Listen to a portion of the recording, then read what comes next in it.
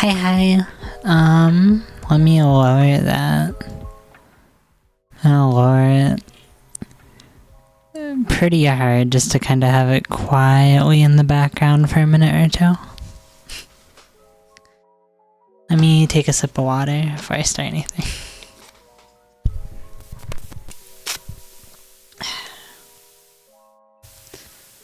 But yeah, today's book, as on screen, is Alice in Wonderland. The most I've consumed of this is there was as a kid I saw the Tim Burton movie, if I remember it, and there was one game on the 360 that was like really weird and action-y. Like, I know the general story, and I think I might have seen it in one or two other things too, but nothing that really stuck. So hopefully this will be nice and cozy. I'll probably just chill out with the little book. It feels kind of fitting. I do want to look at a redeem for like holding the book out open. Like, I mean, I redeem eventually getting something like that, even if I have to like buy a prop on Etsy and recolor it to match autumn. Just because I think it'd be really helpful, especially for these. But yeah, you cozy up. Let me grab the book. So I'm just reading it on a free like historic PDF copy that I found that's like available at no cost, no restrictions. It's a site I've used before. It's called Gutenberg.org. It's just like a pretty nice site for that. Being able to just free read some classics is always really cool. And it's at least free in the US to use. But yeah, I'll start. So we're starting with chapter 1, Down the Rabbit Hole. Alice was beginning to get very tired of sitting by her sister on the bank and of having nothing to do. Once or twice she had peeped into the book her sister was reading, but it had no pictures or conversations in it. And what is the use of a book, thought Alice, without pictures or conversations? So she was considering in her own mind, as well as she could for the day. The hot day made her feel very sleepy and stupid.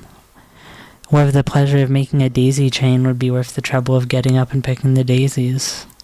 When suddenly, a white rabbit with pink eyes ran close by her.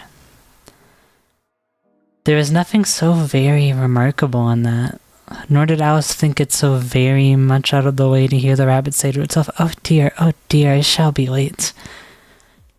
When she thought it over afterwards, it occurred to her that she ought to have wondered at this, but at the time it all seemed quite natural. But when the rabbit actually took a watch out of its waistcoat pocket and looked at it, and then hurried on, Alice started to her feet.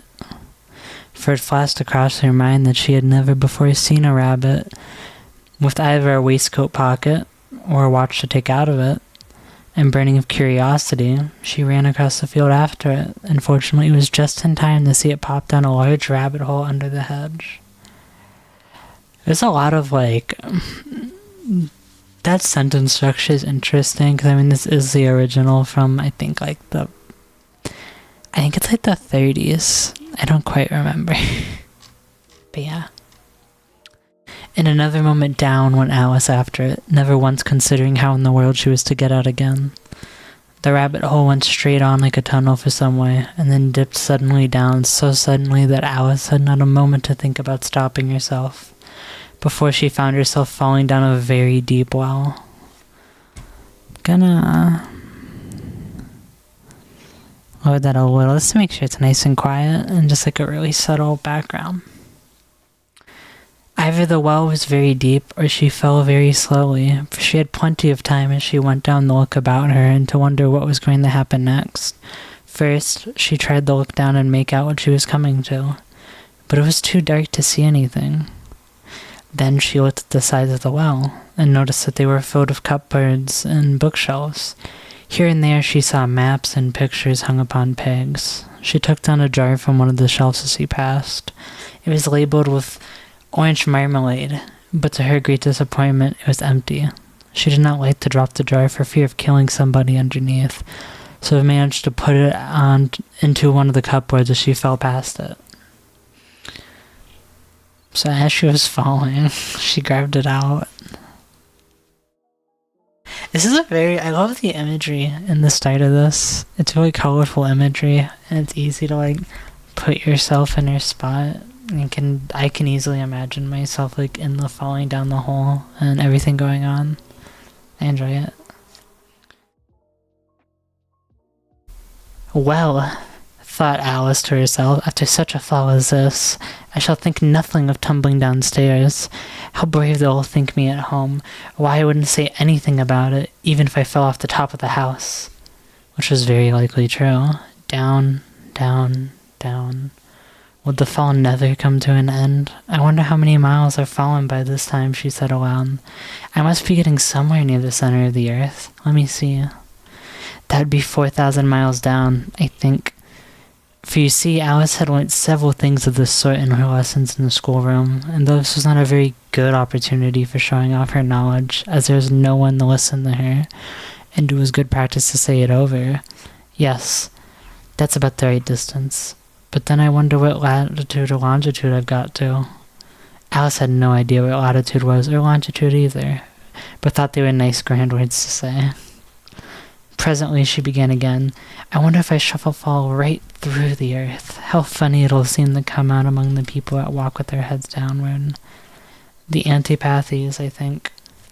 She was ever glad that there was no one listening this time, as it didn't sound at all the right word. But I shall have to ask them what the name of the country is. You know, please, ma'am, is this New Zealand or Australia? And she tried the courtesy as she spoke.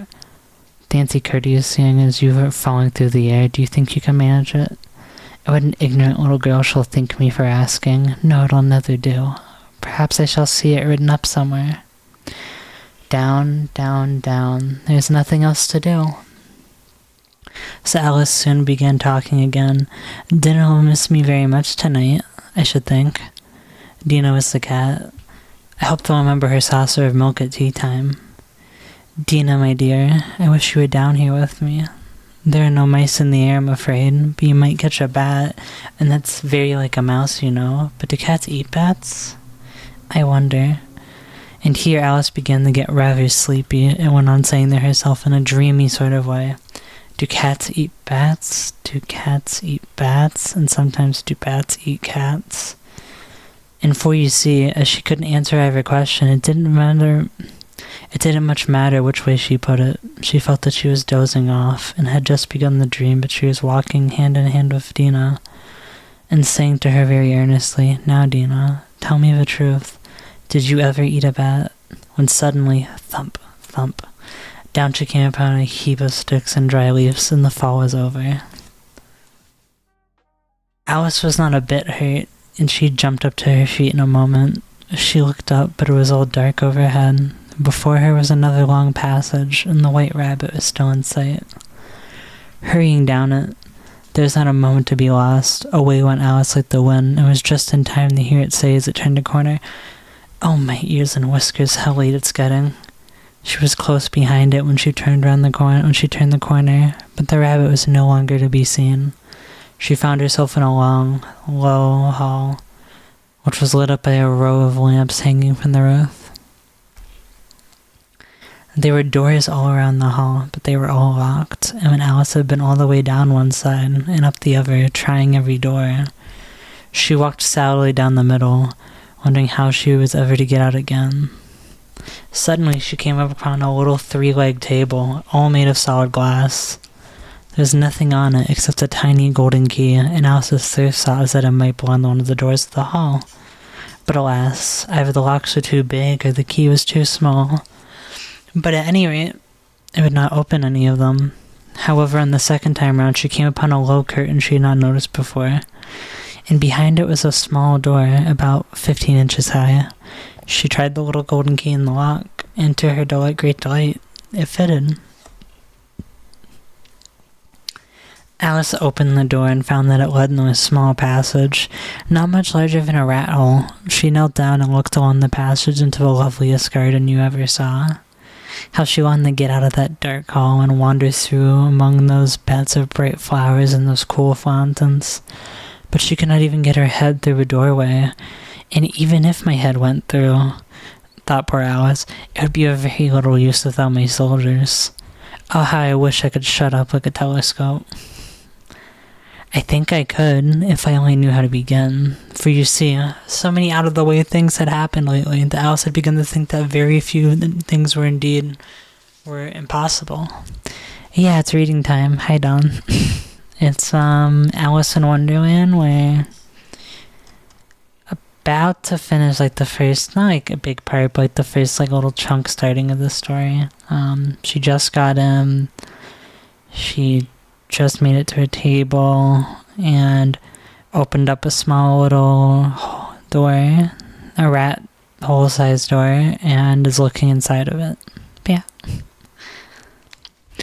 It'd be of very little use. Alice would be there seemed to be no use in waiting by the little door, so she went back to the table, half hoping she might find another key on it, or at any rate, a book of rules for shutting people up like telescopes. This time, she found a little bottle on it, which certainly was not here before, said Alice. And round the neck of the bottle was a paper label with the words, "Drink me," beautifully printed out in large letters. It was all very well to say, "Drink me," but the wise little Alice was not going to do that in a hurry. "No, I'll look first," she said, "and see whether it's marked poison or not," for she had read several nice little histories about children who had got burnt and eaten up by wild beasts and other unpleasant things, all because they would not remember the simple rules their friends had taught them, such as that a red-hot poker will burn you if you hold it for too long, and then if you cut your finger very deeply with a knife, it usually bleeds. And she had never forgotten that, if you drink much from a bottle marked poison, it is almost certain to disagree with you sooner or later. However, this bottle was not marked poison. So Alice ventured to taste it, and finding it very nice, it had in fact a sort of mixed flavor of cherry tart, custard, pineapple, roast turkey, tofu, and hot buttered toast. She very soon finished it off. "What a curious feeling," said Alice. "I must be shutting up like a telescope." And so it was indeed. She was now only 10 inches high, and her face brightened up at the thought that she was not the right size for going through the little door into the lovely garden.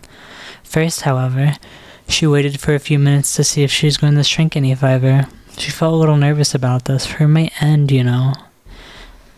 It might going out altogether, like a candle. I wonder what I should be like then. And she tried to fancy what the flame of a candle is like after the candle is blown out, for she could not remember ever having seen such a thing.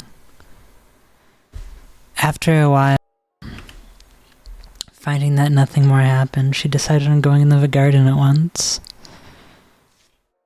Decided going to the garden at once. Sorry, I'm taking it to Alice. But alas for poor Alice, when she got to the door, she found she had forgotten the little golden key, and when she went back to the table for it, she found she could not possibly reach it. She could see it quite plainly through the glass, and she tried her best to climb up one of the legs of the table, but it was too slippery. And she had tired herself out with trying. The poor little thing sat down and cried. "Come, there's no use in crying like that," said Alice to herself rather sharply. I advise you to leave off this minute. She gave herself very good advice, but she's very seldom followed it. And sometimes she scolded herself so severely as to bring tears into her eyes. And once she remembered trying to box her own ears for having cheated herself in a game of croquet she was playing against herself. For this curious child was very fond of pretending to be two people, but it's no use now, thought poor Alice, to pretend to be two people. There was hardly enough of me left to make one respectable person. Soon her eyes fell on a little glass box that was lying under the table. She opened it and found in it a very small cake, on which the words "Eat me" were beautifully marked in currants. "Well, I'll eat it," said Alice, "and if it makes me grow larger, I can reach a key.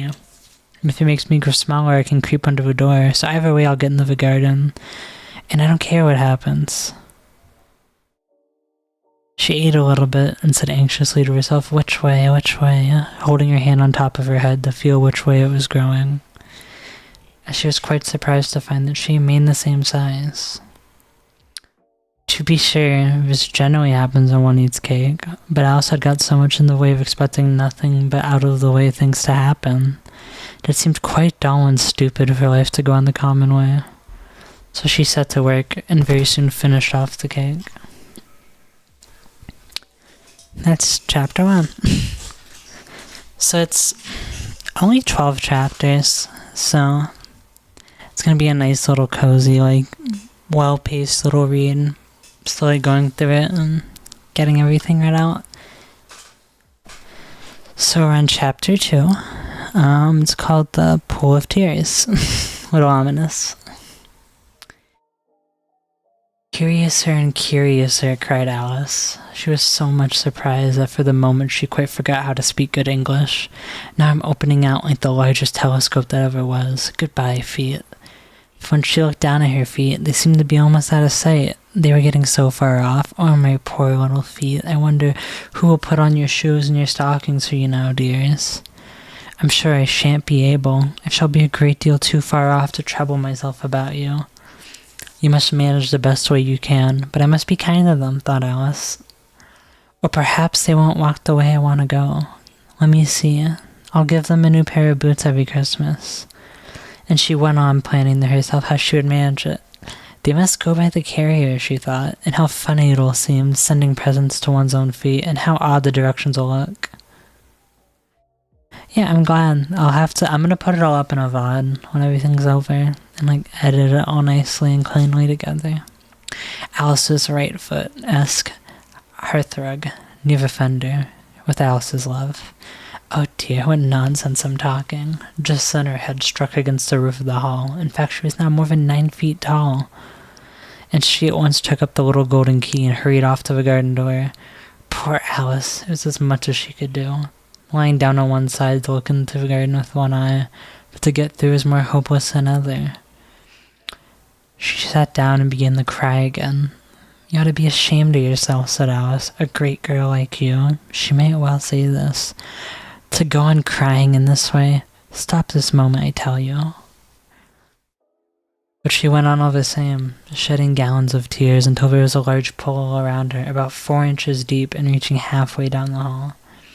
After a time, she heard a little pattering of feet in the distance, and she hastily dried her eyes, ever to see what was coming. It was the White Rabbit returning, splendidly dressed, with a pair of white kid gloves in one hand, a large fan in the other. He came trotting along in a great hurry, muttering to himself as he came, "Oh, the Duchess, oh, won't she be savage if I've ever kept her waiting?" Alice felt so desperate that she was ready to ask for help of anyone. So when the rabbit came near her, she began in a low, timid voice, "If you please, sir..." The rabbit started violently.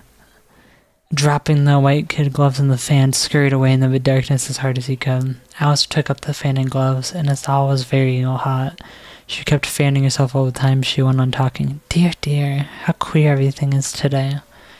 And yesterday things went on just as usual. I wonder if I've been changed in the night. Let me think. Was I the same when I got up this morning? I almost think I can remember feeling a little different. But if I'm not the same, the next question is, who in the world am I? Ah, that's the great puzzle. and she began thinking over all the children she knew that were of the same age as herself, to see if she could have been changed for any of them. "I'm sure my Ada," she said, "for her hair goes in such long ringlets, and mine doesn't go in ringlets at all. And I'm sure it can't be Mabel, for I know all sorts of things, and she knows such a very little. Besides, she's she, and I'm I. And oh dear, how puzzling it all is. I'll try if I know all the things I used to know. Let me see. 4 times 5 is 12. And 4 times 6 is 13. And 4 times 7 is, oh dear, I shall never get to 20 at that rate. However, a multiplication table doesn't signify. Let's try geography. London is the capital of Paris, and Paris is the capital of Rome. And Rome, no, that's all wrong. I'm certain. I must have been changed for Mabel. I'll try and say, how doth the little... And she crossed her hands on her lap as if she were saying lessons and began to repeat it, but her voice sounded hoarse and strange, and the words did not come the same as they used to. How doth the little crocodile, improving his shining tail, and pour the waters of the Nile on every golden scale. How cheerfully he seems to grin, how neatly spread his claws, and welcome little fishes in with gently smiling jaws. I like rhymes. They're nice. I'm sure those are not the right words, said poor Alice, and her eyes filled with tears again as she went on. It must be Mabel after all. I shall have to go and live in that poky little house and have next to no toys to play with, and oh, ever so many lessons to learn. No, I've made up my mind about it. If I'm Mabel, I'll stay down here. It'll be no use there putting their heads down and saying, come up again, dear. I shall only look up and say, who am I then? Tell me the first, and then if I like being that person, I'll come up. If not, I'll stay down here till I'm somebody else, but oh dear, cried Alice with a sudden burst of tears. Okay, I could have read that a little different. I didn't know she was crying. I do wish they would put their heads down. I'm so very tired of being all alone here. As she said this, she looked down at her hands. Was surprised to see she had put on one of the rabbit's little white kid gloves while she was talking. How can I have done that, she thought. I must be growing small again. She got up and went to the table to measure herself by it and found that, as nearly as she could guess, she was now about 2 feet high. It was going on shrinking rapidly. She soon found out that the cause of this was the fan bat she was holding, and she dropped it hastily just in time to avoid shrinking away altogether. That was a narrow escape, said Alice, a good deal frightened at the sudden change, but very glad to find herself still in existence. And now for the garden. And she ran at full speed back to the little door, but alas, the little door was shut again, and the little golden key was lying on the glass table as before. And things are worse than ever, thought the poor child, for I never was so small as this before, never, and I declare it's too bad that it is. As she said these words, her foot slipped, and in another moment, splash. She was up to her chin in salt water. Her first idea is that she had somehow fallen in the sea, and in that case, I can go back by railway, she said to herself. Alice had been to the seaside once in her life, and had come to the general conclusion that wherever you go on the English coast, you could find a number of bathing machines in the sea, some children digging in the sand with wooden spades, then a row of lodging houses, and behind them a railway station. However, soon she made out that she was in the pool of tears which she had wept when she was 9 feet high.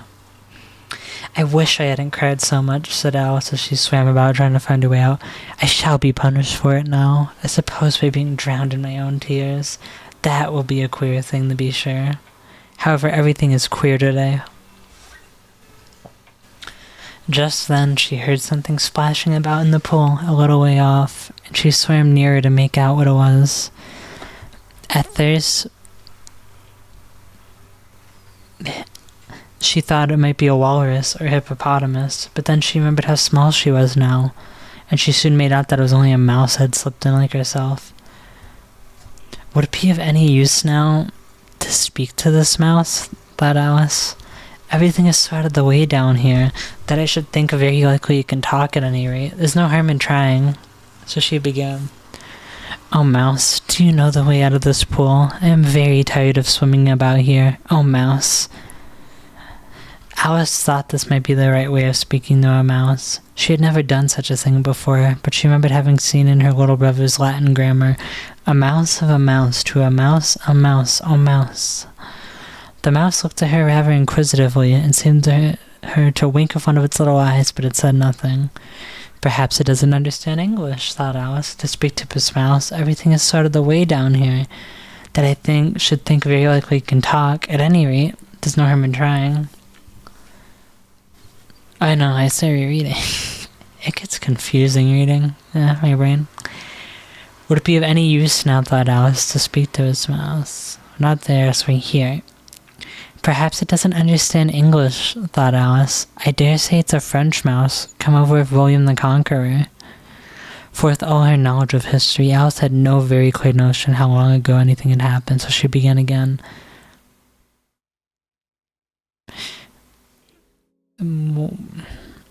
Oui, est ma chata. I can't read French. Which was the first sentence in her French lesson book. The mouse gave a sudden leap out of the water and seemed to quiver over with it. Oh, I beg your pardon, cried Alice hastily, afraid that she had hurt the poor animal's wings.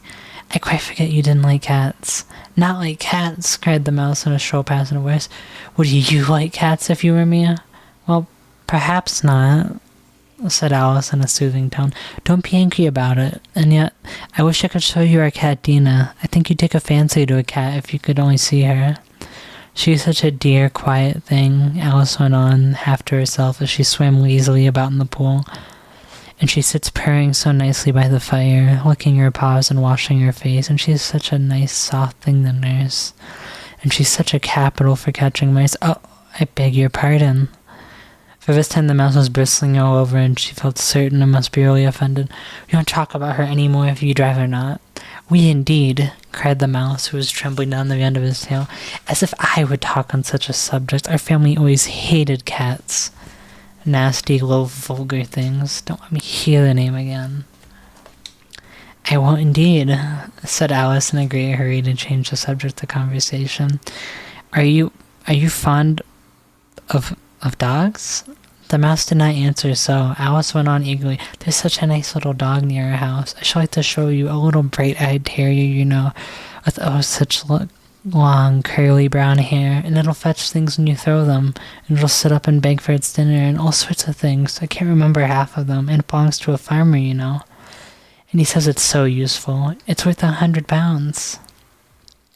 He says it kills all the rats, and oh dear, cried Alice in a sorrowful tone. I'm afraid I've offended it again. For the mouse was swimming away from her as hard as it could go, and making quite a commotion in the pool as it went.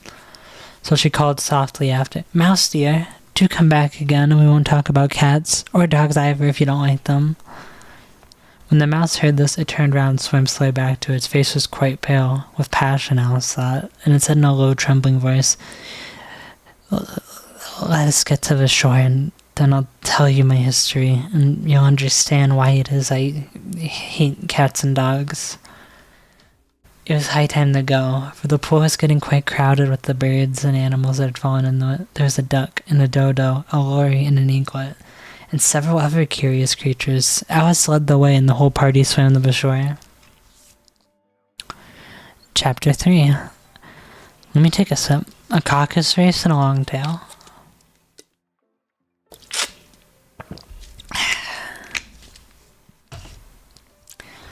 They were indeed a queer-looking party that assembled on the bank. The birds with draggled feathers, the animals with their fur clinging close to them, and all dripping wet, cross and uncomfortable. The first question, of course, was how to get dry again. They had a consultation for this, about this, and after a few minutes it seemed quite natural to Alice to find herself talking familiarly with them, as if she had known them all her life. Indeed, she had quite a long argument with the lory.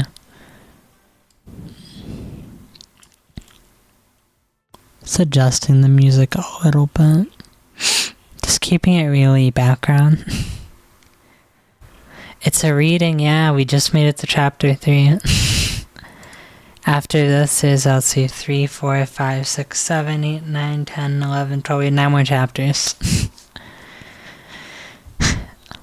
Pretty fun book so far. It's a nice, fantastical start.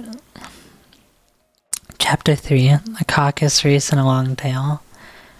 They were indeed a queer-looking party that assembled on the bank. The birds of... So we read that. There I am. She had quite a long argument with the lorry, who at last turned sulky and would only say, I am older than you and must know better. And this Alice would not allow without knowing how old it was, and as the lorry positively refused to tell its age, there was no more to be said. At last, the mouse, who seemed to be a person of authority among them, called out, Sit down, all of you, and listen to me. I'll soon make you dry enough.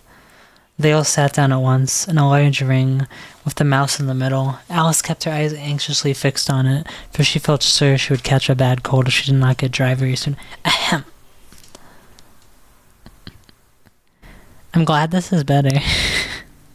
I'm trying to add as much flavor and personality I can. I don't read out often, like out loud.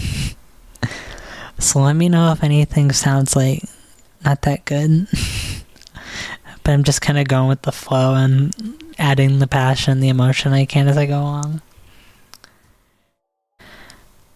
Ahem, said the mouse with an important air. Are you all ready? This is the driest thing I know. Silence all around, if you please. William the Conqueror, whose cause was favored by the Pope, was soon submitted to by the English, who wanted leaders and had been of late much accustomed to usurpation and conquest. Edwin and Morcar, the Earls of Mercia and Northumbria.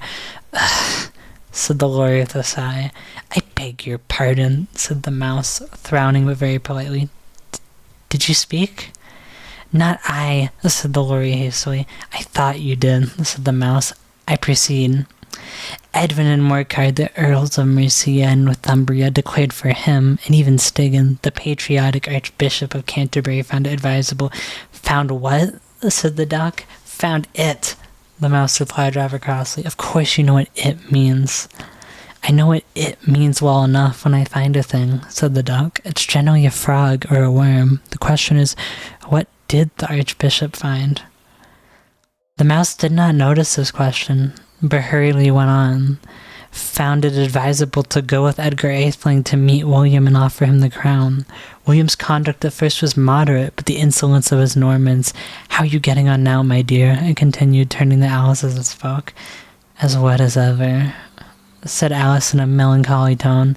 It doesn't seem to dry me at all. In that case, said the dodo solemnly. Oops. In that case, I move that the meeting adjourn for the immediate adoption of more energetic remedies. Speak English, said the eaglet. I don't know the meaning of half of these long words, and what's more, I don't believe you do either. And the eaglet bent down its head to hide a smile. Some of the other birds tittered audibly. What I was going to say, and the dodo said the dodo in an offended tone, was that the best thing to get us dry would be a caucus race. What is a caucus race? Said Alice. Not that she wanted much to know, but the dodo had paused as it thought that somebody ought to speak, and no one else seemed inclined to say anything. Why? Said the dodo. The best way to explain is to do it. And as you might like to try the thing yourself someone today, I'll tell you how the dodo managed it. First, it marked out a race course in a sort of circle. The exact shape doesn't matter, it said. And then all the party were placed along the course here and there. There was no 1, 2, 3 in a way, but they began running when they liked, and left off when they liked. So it was not easy to know when the race was over. However, when they had been running half an hour or so, and were quite dry again, the dodo suddenly called out, "The race is over!" And they all crowded around it, panting and asking, "But who has won?"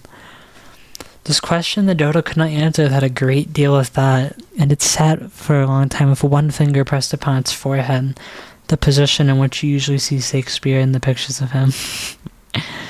While the rest waited in silence, at last the dodo said, "Everybody has won, and all must have prizes."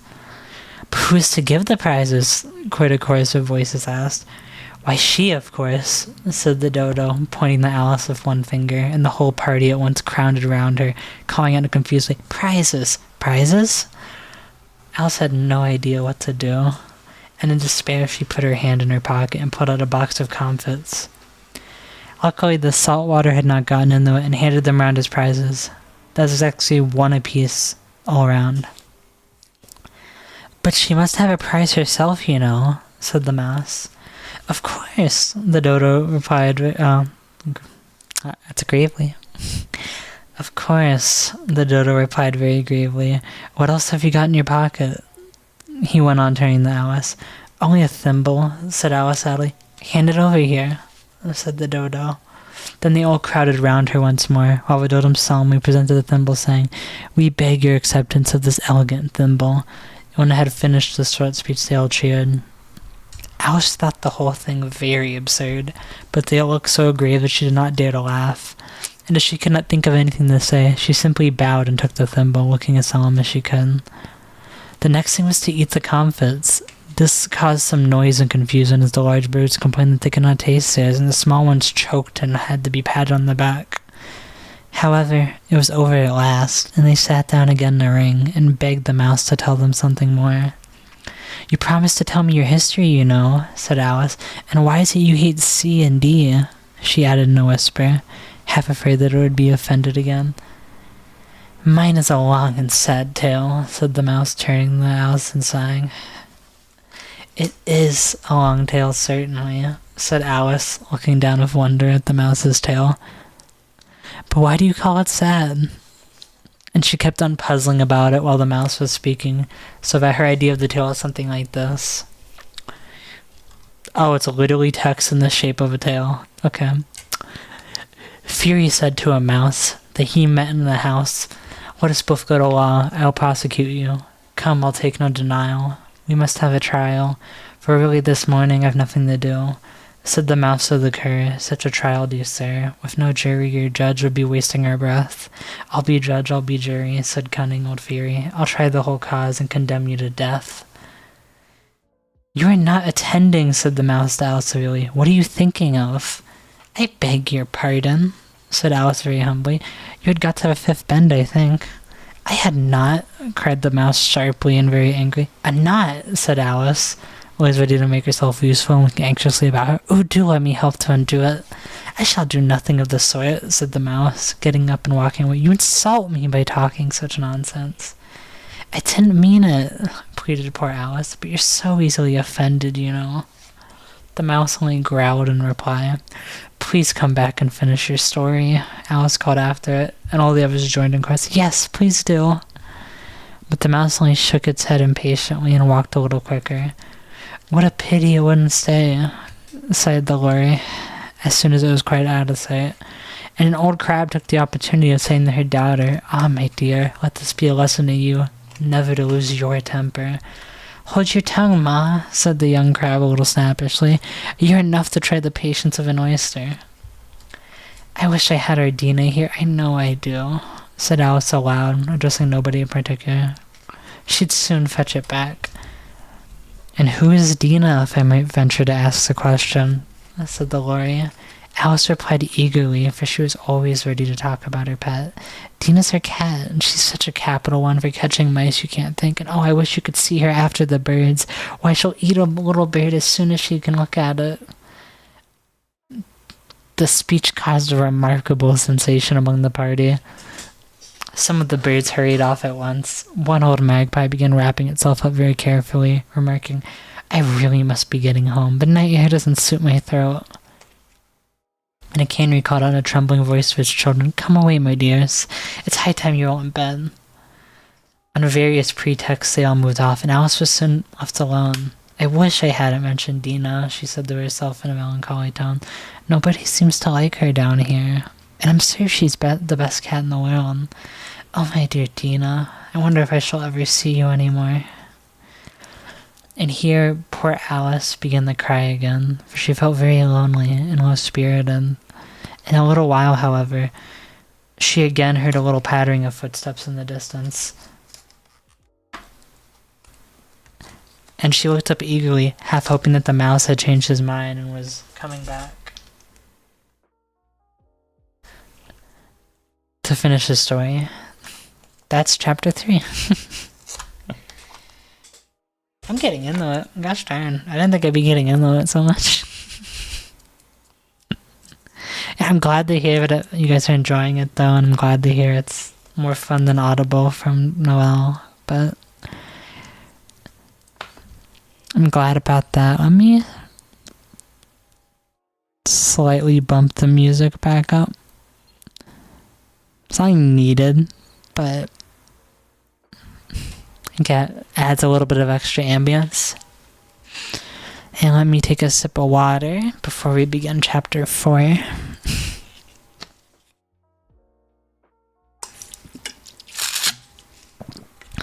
Okay.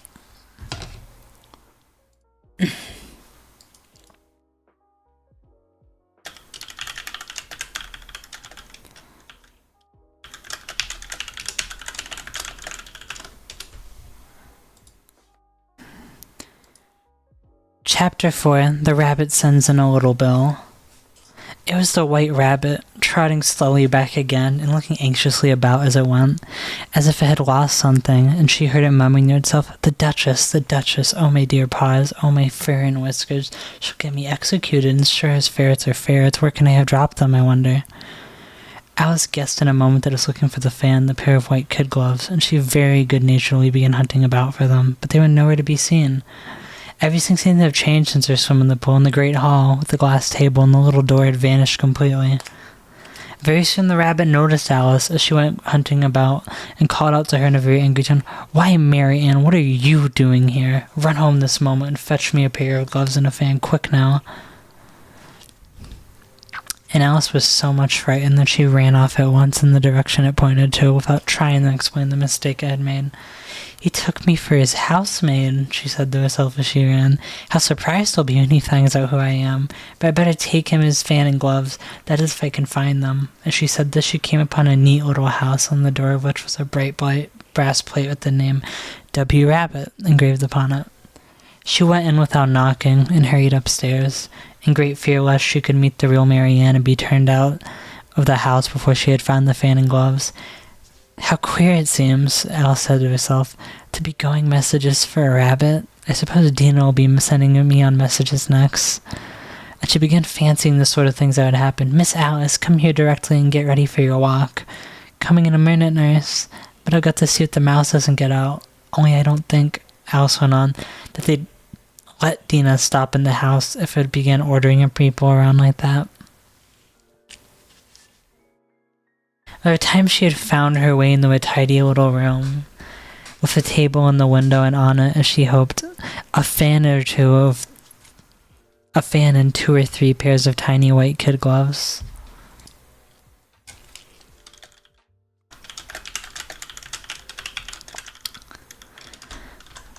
Let's see. 2 pairs of tiny kid gloves. Sorry, my brain just completely died. Alright, let's see if the mouse doesn't get out. Okay. By this time she had found her way into a tidy little room with a table and a window, and on it, as she had hoped, a fan and 2 or 3 pairs of tiny white kid gloves. She took up the fan and a pair of the gloves, and was just going to leave the room, when her eyes fell upon a little bottle that stood near the looking glass. There was no label this time with the words, "Drink me," but nevertheless she uncorked it and put it to her lips. "I know something interesting is sure to happen," she said to herself, "whenever I eat or drink anything, so I'll just see what this bottle does. I do hope it'll make me grow large again, for really I'm quite tired of being such a tiny little thing." It did so indeed, and much sooner than she had expected.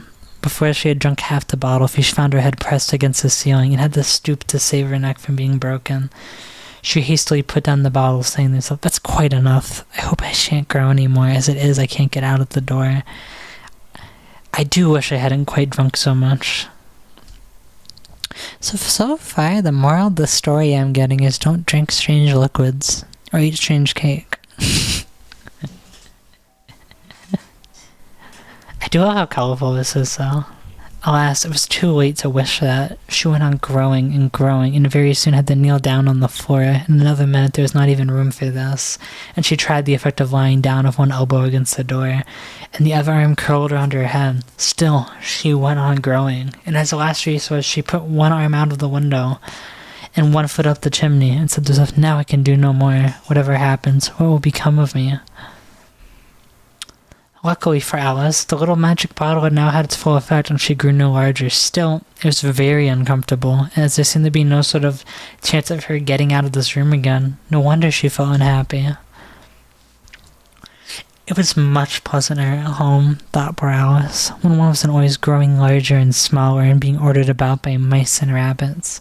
I almost wish I hadn't gone down that rabbit hole, and yet, it's rather curious, this sort of life. I do wonder what can have happened to me. When I used to read fairy tales, I fancied that kind of thing never happened, and now I'm here in the middle of one. There ought to be a book written about me, that there ought. And when I grow up, I'll write one. But I'm grown up now, she added in a sorrowful tone. At least there's no room to grow up anymore here. But then, thought Alice, shall I never get any older than I am now? That'll be a comfort one way, never to be an old woman, but then always to have lessons to learn. Oh, I shouldn't like that. Oh, you foolish Alice, she answered herself. How can you learn lessons in here? Why, there's hardly room for you, and no room at all for any lesson books. And so she went on, taking first one side and then the other, and making quite a conversation of it all together. But after a few minutes... Hi, Cinnamon Autumn. Hi. Hope you're having a good time, Lynn. Hopefully you're enjoying yourself.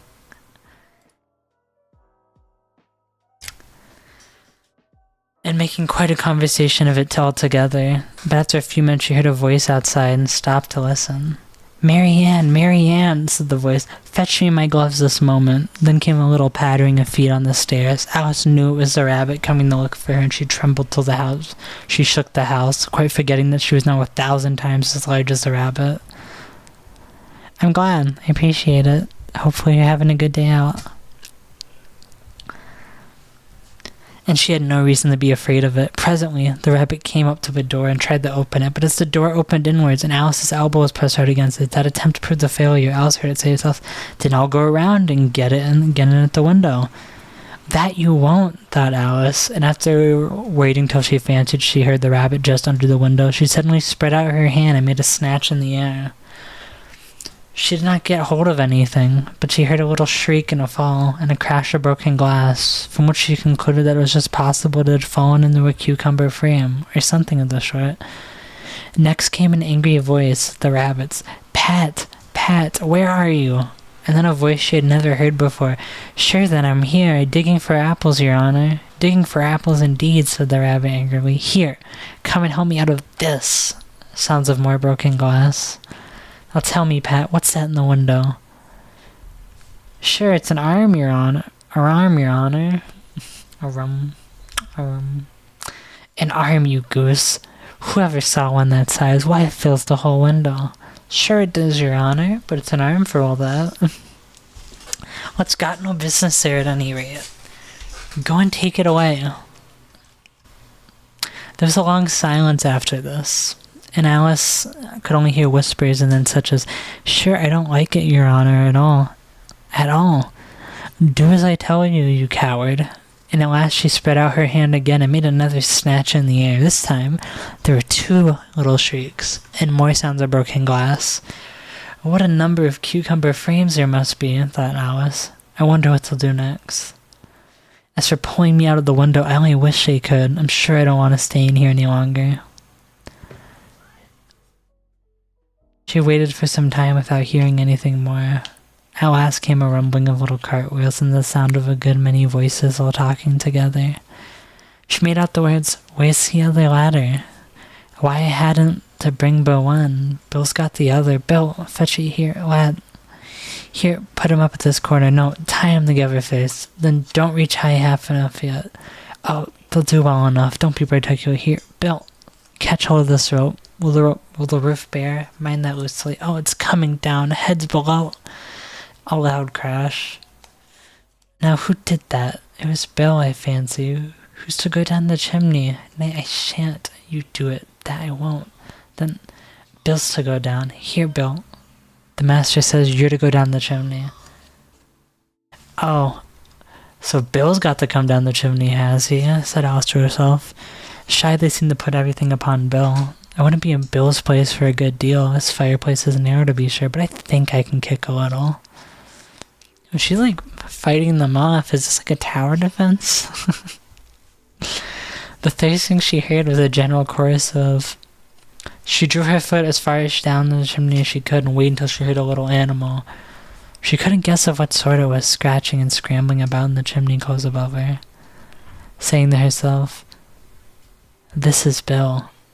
She gave one sharp kick and waited to see what would happen next. The first thing she heard was a general chorus of "There goes Bill," and the rabbit's voice like, "Catch him, you by the hedge." Then silence, and then another confusion of voices. "Hold up his head, Brandy, now. Don't choke him. How was it, old fellow? What happened to you? Tell us all about it." Last came a little squeaking voice. "That's Bill," thought Alice. "Well, I hardly know. No more, thank you. I'm better now, but I'm a deal too flustered to tell you. All I know is something came at me like a jack-in-the-box, and up I go like a skyrocket." "So you did, old fellow. You must burn the house down," said the rabbit's voice, and Alice called as loud as she could, "If you do, I'll set Dina at you." There was a dead silence instantly, and Alice thought to herself, "I wonder what they will do next. If they had any sense, they'd take the roof off." One moment.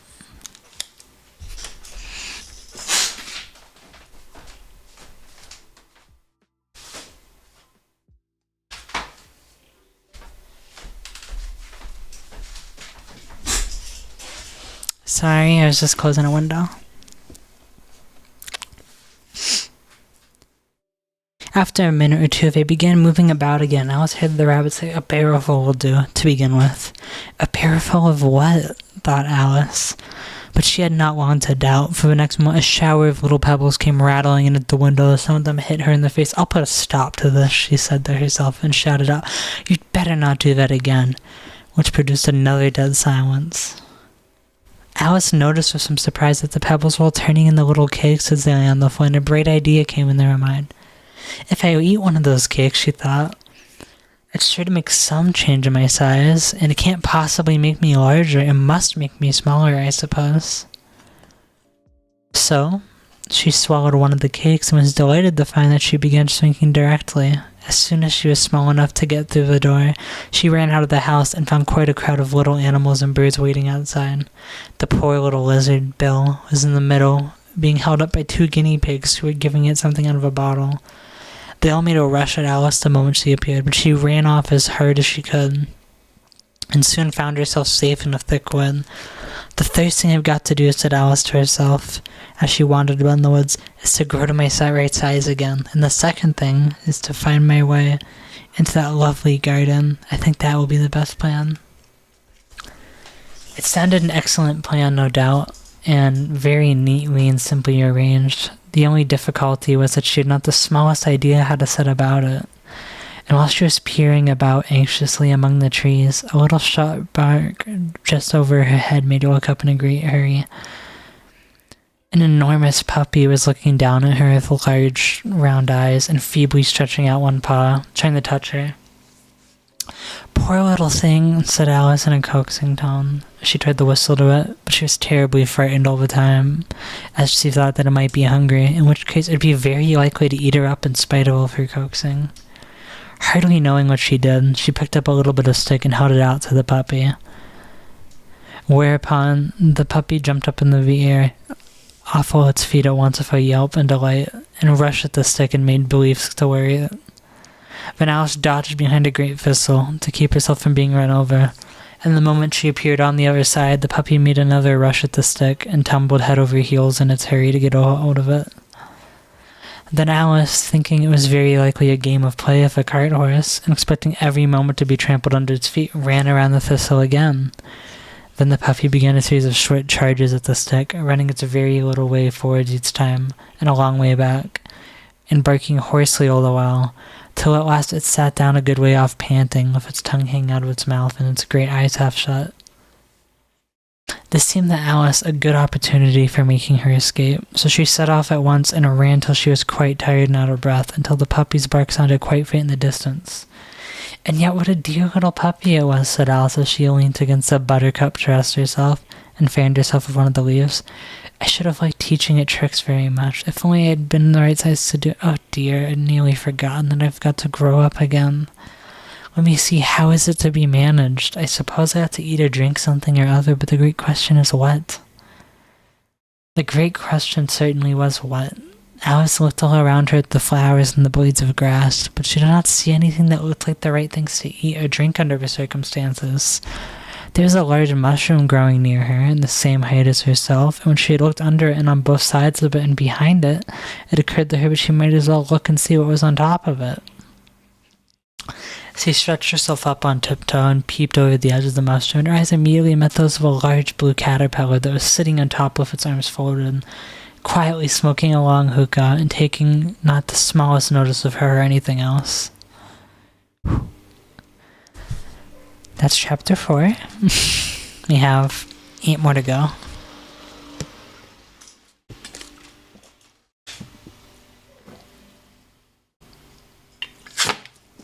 Okay. Whew. It's fun doing this reading. Okay. Let's get ready for just clearing my hair out of the way. So, chapter 5, Advice from a Caterpillar. The caterpillar and Alice looked at each other for some time in silence. At last, the caterpillar took the hookah out of its mouth and addressed her in a languid, sleepy voice. "Who are you?" said the caterpillar. This was not an encouraging opening for a conversation. Alice replied rather shyly, I hardly know, sir. Just at present, at least I know who I was when I got up this morning. But I think I may have been changed several times since then. What do you mean by that? Said the caterpillar sternly. Explain yourself. I can't explain myself, I'm afraid, sir, said Alice. Because I'm not myself, you see. I don't see, said the caterpillar. I'm afraid I can't put it more clearly, Alice replied very politely. For I can't understand it myself to begin with, and being so many different sizes in a day is very confusing. Yeah, she's kind of... She's a lot more of like a troublemaker than I expected. On my chat thing is, I need to realign that later. I can realign it later. Just saw how awful, like, unaligned it was. But I can do that later.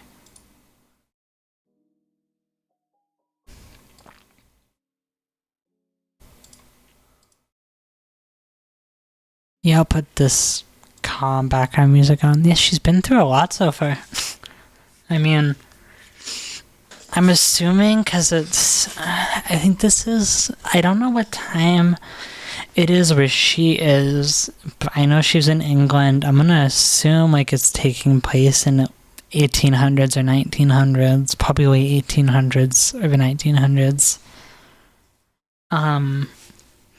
Definitely has a lot going on in terms of... I like a lot of the imagery they're using. It's been like a few specific words or two that I kind of had to infer or make a guess at, but it's surprisingly a lot more readable than I expected compared to some stuff I like to read in my free time. So it's been a nice read so far. It's like this in England? Okay, good to know. You guys talk to caterpillars and grow in houses. Got it.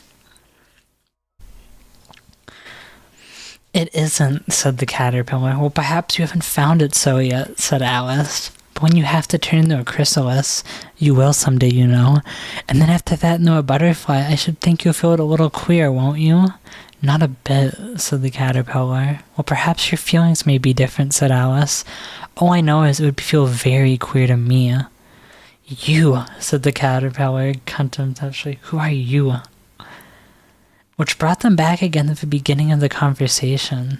Alice felt a little irritated at the caterpillars making such very short remarks, and she drew herself up and said very gravely, I think you ought to tell me who you are first. Why? Said the caterpillar, puzzling. Here's another puzzling question, and as Alice could not think of any good reason, as the caterpillar seemed to be in a very unpleasant state of mind, she turned away. Come back, the caterpillar called after. I've something important to say. This sounded promising, certainly. Alice turned and came back again. Keep your temper, said the caterpillar. Is that all? Said Alice, swallowing down her anger as well as she could, so she's having a bit of a angry moment. No, said the caterpillar. Alice thought she might as well wait, and she had nothing else to do, and perhaps, after all, it might tell her something worth hearing. For some minutes it puffed away without speaking, but at last it unfolded its arms and took the hookah out of its mouth again, and said, So you think you're changed, do you? I'm afraid I am, sir, said Alice. I can't remember things as I used, and I don't keep the same size for 10 minutes together. Can't remember what things. Well, I've tried to say, how doth the little busy bee, but it all came differently, Alice replied in a very melancholy tone. Repeat. You are old, Father William, said the caterpillar. Alice folded her hands and began. You are old, Father William, the young man said, and your hair has become very white, and yet you incessantly stand on your head. Do you think at your age it is right? In my youth, Father William replied to his son, I feared it might injure the brain, but now that I'm perfectly sure I have none, why I do it again and again. You are old, said the youth, as I mentioned before, and have grown most uncommonly fat. Yet you turned a back somersault in at the door. Pray, what is the reason of that? In my youth, said the sage, as he shook his grey locks, I kept all my limbs very supple. By the use of this ointment, 1 shilling the box. Allow me to sell you a couple. You are old, said the youth, and your jaws are too weak for anything tougher than sweet. Yet you finished the goose with the bones and the beak. Pray, how do you manage to do it? In my youth, said his father, I took to the law, and argued each case with my wife, and the muscular strength which it gave to my jaw has lasted the rest of my life. You are old, said the youth. One would hardly suppose that your eye was as steady as ever. Yet you balanced an eel on the end of your nose. What made you so awfully clever? I have answered 3 questions, and that is enough, said his father. Don't give yourself airs. Do you think I can listen all day to such stuff? Be off, or I'll kick you downstairs. That is not said right, said the caterpillar. Not quite right, I'm afraid, said Alice timidly. Some of the words have got altered. It is wrong from beginning to end, said the caterpillar decidedly, and there silence for some minutes. The caterpillar was the first to speak. What size do you want to be? It asked. Oh, I'm not particular as to size, Alice hastily replied. Only one doesn't like changing so often, you know.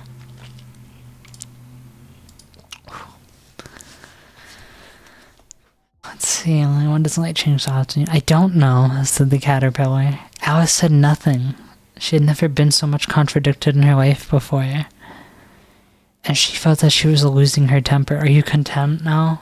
Said the caterpillar. Well, I should like to be a little larger, sir, if you wouldn't mind, said Alice. 3 inches is such a wretched height to be. It is a very good height indeed, said the caterpillar angrily, rearing itself upright as it spoke. It was exactly 3 inches, so... She called the shorty short. They're upset, everybody run. But I'm not used to it, pleaded poor Alice in a piteous tone, and she thought of herself. I wish the creatures wouldn't be so easily offended. You'll get used to it in time, said the caterpillar, and it put the hookah in its mouth and began smoking again. This time Alice waited patiently until it chose to speak again. In a minute or two, the caterpillar took the hookah out of its mouth and yawned once or twice, and took itself. Then it got down off the mushroom and crawled away in the grass, merely remarking as it went, One side will make you grow taller, and the other side will make you grow shorter. One side of what? The other side of what? Alice thought to herself. Of the mushroom, said the caterpillar, just as if she had asked it aloud, and in another moment it was out of sight. Alice remained looking thoughtfully at the mushroom for a moment, trying to make out which were the 2 sides of it, and as it was perfectly round, she found this a very difficult question. However, at last she stretched her arms round it as far as it could go, and broke off a bit of the edge of each hand. And now which is which, she said to herself, and nibbled a little of the right hand bit to try the effect. The next moment she felt a violent blow underneath her chin. It had struck her foot. She was a good deal frightened by this very sudden change, but she felt that there was no time to be lost, and she was shrinking rapidly. So she set to work at once to eat some of the other bit. Her chin was pressed so closely against her foot that there was hardly any room to open her mouth, but she did it at last and managed to swallow a morsel with the left-hand bit. "Come, my head's free at last," said Alice in a tone of delight, which changed into alarm in another moment when she found that her shoulders were nowhere to be found. All she could see when she looked down was an immense length of neck, which seemed to rise like a stalk out of a sea of green leaves that lay far down below. "What can all that green stuff be?" said Alice, "and where have my shoulders got to? And oh, my poor hands, how is it I can't see you?" She was moving them about as she spoke, but no result seemed to follow, except a little shaking among the distant green leaves.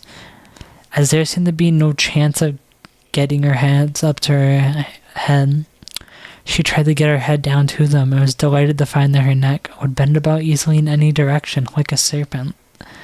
She had just succeeded in curving it down a graceful zigzag, and was going to dive in among the leaves when she found to be nothing but the tops of the trees, under which she had been wandering when a sharp hiss made her draw back in. A large pigeon had flown into her face and was beating her violently with its wings. "Serpent!" screamed the pigeon. "I'm not a serpent," said Alice indignantly. "Leave me alone." "Serpent, I say again," repeated the pigeon, but in a more subdued tone, and added with a kind of sob, "I've tried every way, and nothing seems to suit them." "I haven't the least idea what you're talking about," said Alice. "I've tried the roots of trees, and I've tried banks, and I've tried hedges," the pigeon went on without attending her. "But those serpents, there's no pleasing them." Alice was more and more puzzled, but she thought there was no use in saying anything more till the pigeon had finished. "As if it wasn't trouble enough hatching the eggs," said the pigeon. "But I must be on the lookout for serpents night and day. Why, I haven't had a wink of sleep these 3 weeks. I'm very sorry you've been annoyed," said Alice, who was beginning to see its meaning. "And just as I'd taken the highest tree in the woods," continued the pigeon, raising its voice to a shriek, "and just as I was thinking I should be 3 of them at last, they must need come wriggling down from the sky. Serpent. But I'm not a serpent, I tell you," said Alice. Well, what are you?" said the pigeon. "I can see you're trying to invent something. I'm a little girl," said Alice, rather doubtfully, and as she remembered the number of changes she had gone through that day. "A likely story indeed," said the pigeon in a tone of the deepest contempt. "I've seen a good many little girls in my time, but never one with such a neck as that. No. You're a serpent. There's no use denying it. I suppose you'll be telling me next that you've never tasted an egg." "I have tasted eggs, certainly," said Alice, who was a very truthful child. "But little girls eat eggs quite as much as serpents do, you know." "I don't believe it," said the pigeon. "But if they do, why then they're a kind of serpent, that's all I can say." This was such a new idea to Alice that she went quite silent for a minute or two, which gave the pigeon the opportunity of adding, "You're looking for eggs, I know that well enough. And what does it matter to me whether you're a little girl or a serpent?" "It matters a good deal to me," said Alice hastily, "but I'm not looking for eggs as it happens, and if I was, I shouldn't want yours. I don't like them raw." "Well, be off then," said the pigeon in a sulky tone, as it settled down against its nest. Alice crouched down among the trees as well as she could. Her nets kept getting entangled among the branches, and every now and then she had to stop and untwist it. After a while she remembered that she had held the pieces of mushroom in her hands, and she set to work very carefully, nibbling first at one and then at the other, and growing sometimes taller and sometimes shorter, until she succeeded in bringing herself down to her usual height. It was so long since she had been anything near the right size that it felt quite strange at first. But she got used to it in a few minutes and began talking to herself as usual. "Come, there's half my plan done now. How puzzling all these changes are. I'm never sure what I'm going to be from one minute to another. However, I've got back to my right size. The next thing is to get into that beautiful garden. How is that to be done, I wonder?" As she said this, she came suddenly upon an open place with a little house in it about 4 feet high. "Whoever lives there," thought Alice, "it'll never do to come upon them in this size. Why, I should frighten them out of their wits." So she began nibbling in at the right hand bit again, and did not venture to go near the house till she had brought herself down to 9 inches tall. Chapter 5. Finished. I'm enjoying reading this a lot. Really fun. Just give me a moment to drink some more water. Just my throat.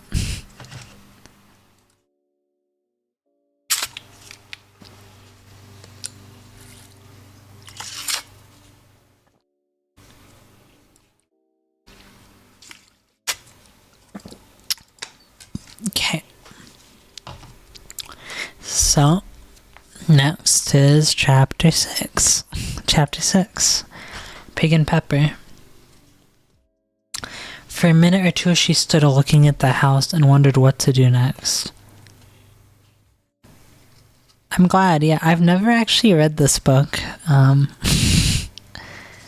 It's my first time reading Alice in Wonderland entirely. You want me to do that? I need to, after stream, go in and I'll adjust that over to there. I'm just going to do a quick little test to see where it places the message. So now it's over there. Because I just want to line it up better. It should be right. Okay, yeah. Okay, we're good. I was just trying to get at least in line with that more. I need to adjust it after. I don't use my room too often. As much as I'd like, but it's the right cozy spot for these streams. So we're on chapter 6 out of 12. Pig and Pepper. Yeah, it's really nice and cozy. I still eventually really want to get a holding a book out for this type of stream thing to use. Just because it'd add more. I think it'd fit. It'd be a nice little... I didn't think about it because I didn't think I'd be a reading on stream. Okay. We'll move on to chapter 6. Pig and Pepper. For a minute or two, she stood looking at the house and wondered what to do next, when suddenly a footman in livery came running out of the wood. She considered him to be a footman because he was in livery. I don't know what livery is. What is livery? Sorry for my typing thing. Special uniform worn by a servant or if it's servant. Oh, he's in uniform. Okay, cool. Thank you, old school typing. Yeah, I mean, it's definitely something that was probably more common at the time, but I haven't heard it used before. Otherwise, judging by his face alone, she would have called him a fish, and rapped loudly at the door of his knuckles. It was opened by another footman in livery with a round face and large eyes like a frog, and both footmen, Alice noticed, had powdered hair that curled all over their heads. She felt very curious to know what it was all about, and crept a little way out of the wood to listen. The fish footman began by producing from under his arm a great letter, nearly as large as himself, and this he handed over to the other, singing in a solemn tone, "For the Duchess, an invitation from the Queen to play croquet." The frog footman repeated in the same solemn tone, only changing the order of the words a little, "From the Queen, an invitation for the Duchess to play croquet." Then they both bowed low, and their curls got entangled together. Alice laughed so much at this that she had to run back into the woods for fear of them hearing her. And when she next peeped out, the fish footman was gone, and the other was sitting on the ground near the door, staring stupidly up into the sky. Alice went timidly up to the door and knocked. "Is there sort of use in knocking?" said the footman, "and that's for 2 reasons. First, because I'm on the same side of the door as you are. Secondly, because they're making such a noise inside no one could possibly hear you. And certainly there's the most extraordinary noise going on within, a constant howling and sneezing, and every now and then a great crash, as if a dish or kettle had been broken to pieces." "Please then," said Alice, "how am I to get in?" "There might be some sense in your knocking," the footman went on without attending to her. "If we had the door between us, for instance, if you were inside, you might knock and I could let you out, you know." He was looking up into the sky all the time he was speaking. And this Alice thought decidedly uncivil, but perhaps he can't help it, she said to herself. His eyes are so very nearly at the top of his head. But at any rate, he might answer questions. How am I to get in? She repeated aloud.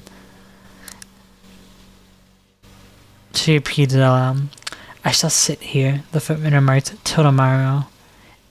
At this moment, the door of the house opened, and a large plate came skimming out, straight at the footman's head. It just grazed his nose and broke to pieces against one of the trees behind him. "Or next day, maybe," the footman continued in the same tone, exactly as if nothing had happened. "How am I to get in?" asked Alice again in a louder tone. Are you to get in at all? Said the footman. That's the first question, you know. It was no doubt, only Alice did not like to be told so. It's really dreadful, she muttered to herself, the way all the creatures argue. It's enough to drive one crazy. It was no doubt, only Alice did not like to be told so. It's really dreadful, she muttered to herself, the way all the creatures argue. It's enough to drive one crazy.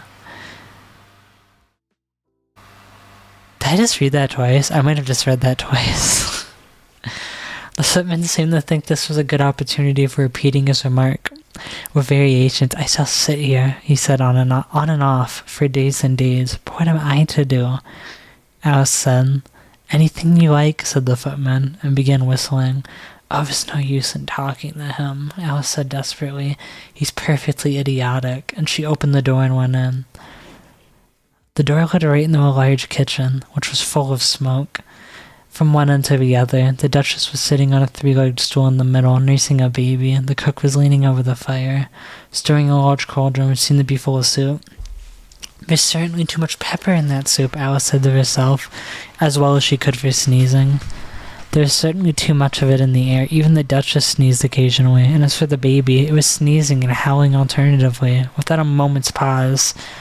The only thing in the kitchen that didn't sneeze were the cook, and a large cat which was sitting on the hearth and grinning from ear to ear.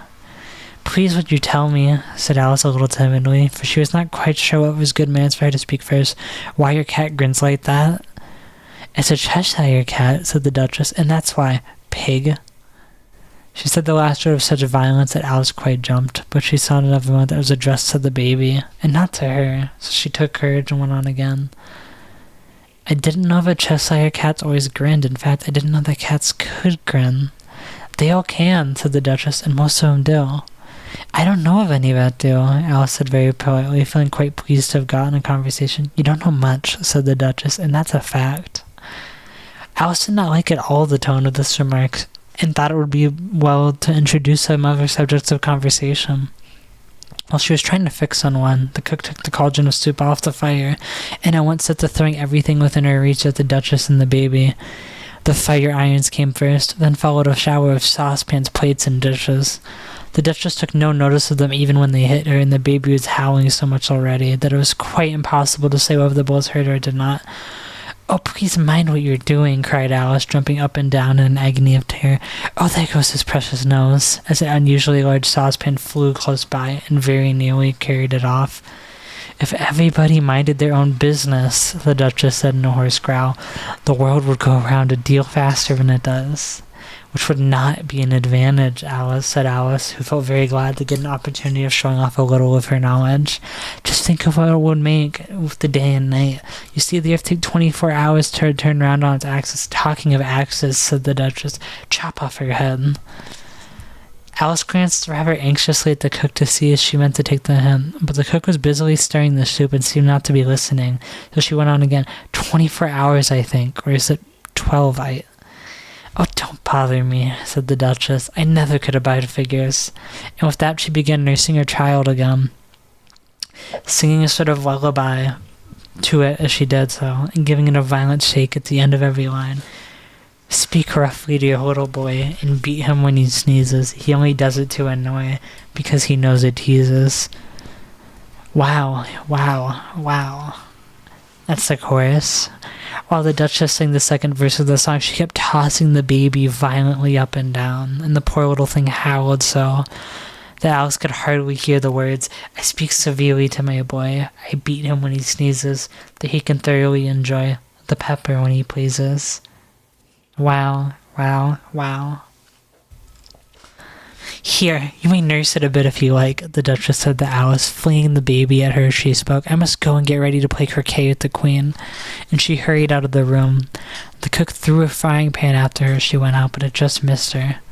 Alice caught the baby with some difficulty. It was a queer-shaped little creature, and held out its arms and legs in all directions, just like a starfish, thought Alice. The poor little thing was snorting like a steam engine, but when she caught it, and kept doubling itself up and straightening itself out again, so that altogether, for the first minute or two, it was as much as she could do to hold it.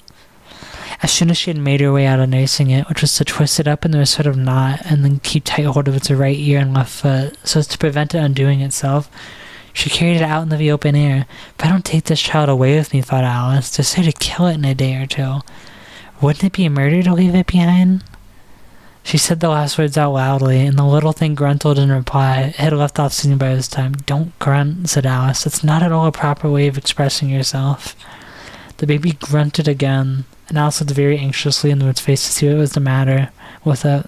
There could be no doubt that it had a very turned-up nose, more like a snout than a real nose. Also, its eyes were getting extremely small for a baby, although Alice did not like the look of the thing at all. Perhaps it was only sobbing, she thought, and looked at its eyes again to see if there were any tears. No, there were no tears. If you're going to turn into a pig, my dear, said Alice seriously, I have nothing more to do with you. Mind now. The poor little thing sobbed again, or grunted, it was impossible to say which, and then went on for some while in silence. Alice was just beginning to think to herself, now what am I to do with this creature when I get home? When it grunted so violently as she looked down into its face in some alarm. This time there could be no mistake about it. It was neither more nor less than a pig, and she felt that it would be quite absurdly for her to carry it forever. So she set the little creature down, and felt quite relieved to see it trot away quietly into the wood. If it had grown up, she said to herself, it would have made a dreadfully ugly child, but it made rather a handsome pig, I think. And she began thinking over other children she knew who might do very well as pigs, and was just saying this, if only one knew the right way to change them, when she was a little startled by seeing the Cheshire cat sitting on a bough of a tree a few yards off. The cat grinned when it saw Alice. It looked good-natured, she thought. Still, it had very long claws and a great many teeth, so she felt that it ought to be treated with respect. Cheshire puss, she began, rather timidly, and she did not at all know whether it would like the name. However, it only grinned a little at it. Come, it's pleased so far, thought Alice, and she went on. Would you tell me, please, which way I ought to go from here? It depends a good deal on where you want to go, said the cat. I don't much care where, said Alice. Then it doesn't matter which way you go, said the cat. So long as I get somewhere, Alice added as an explanation. Oh, you're sure to do that, said the cat, if you only walk long enough. Alice felt that this could not be denied, so she tried another question. What sort of people live about here? In that direction, the cat said, waving its right paw around, lives a hatter. And in that direction, waving the other paw, lives a March hare. Visit either you like, they're both mad. But I don't want to go among mad people, Alice remarked. Oh, you can't help that, said the cat. We're all mad here. I am mad. You're mad. How do you know I'm mad, said Alice. You must be, said the cat, or you wouldn't have come here. Alice didn't think that proved it at all. However, she went on, and how do you know that you're mad? To begin with, said the cat, a dog's not mad. You grant that? I suppose so, said Alice. Well, then the cat went on, you see, a dog growls when it's angry and wags its tail when it's pleased. No, I growl when I'm pleased and wag my tail when I'm angry. Therefore, I'm mad.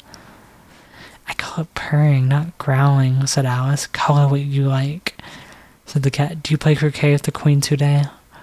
I should like it very much, said Alice, but I haven't been invited yet. You'll see me there, said the cat, and vanished. Alice was not much surprised at this. She was getting so used to queer things happening. While she was looking at the place where it had been, it suddenly appeared again. By the by, what became of the baby? Said the cat. I'd nearly forgotten to ask. It turned into a pig, Alice quietly said, just as if it had come back in a natural way. I thought it would, said the cat, and vanished again. Alice waited a little, half expecting to see it again, but it did not appear, and after a minute or two, she walked on the direction in which the March hare was said to live. I've seen hatters before, she said to herself. The March hare will be much more interesting, and perhaps as this is May, it won't be raving mad. At least not so mad as it was in March, and as she said this, she looked up. There was the cat again, sitting on a branch of a tree. Did you say pig or fig? Said the cat. I said pig, replied Alice, and I wish you wouldn't keep appearing and vanishing so suddenly. You make one quite giddy. All right, said the cat, and this time it vanished quite slowly, beginning with the end of the tail and ending with a grin, which remained some time after the rest of it had gone. Well, I've often seen a cat without a grin, thought Alice, but a grin without a cat. It's the most curious thing I've ever seen in my life. She had not gone much farther before she came in sight of the house of the March hare. She thought it must be the right house, because the chimneys were shaped like ears, and the roof was thatched like fur. It was so large a house that she did not like to go nearer till she had nibbled some more of the left-hand bit of mushroom, and raised herself to about 2 feet high. Even then, she walked up towards it rather timidly, saying, "Suppose it should be Raving Man after all. I almost wish I'd gone to see the Hatter instead." We're halfway. Is this a good book so far?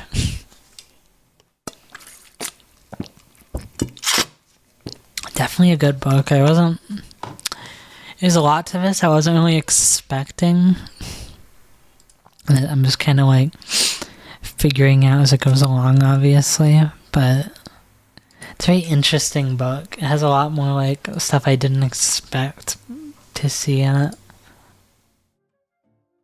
but it's been good so far.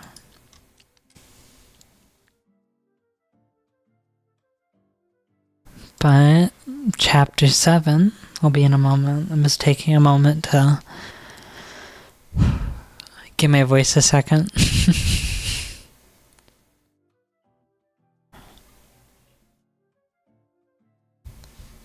I'll turn the music up for a moment.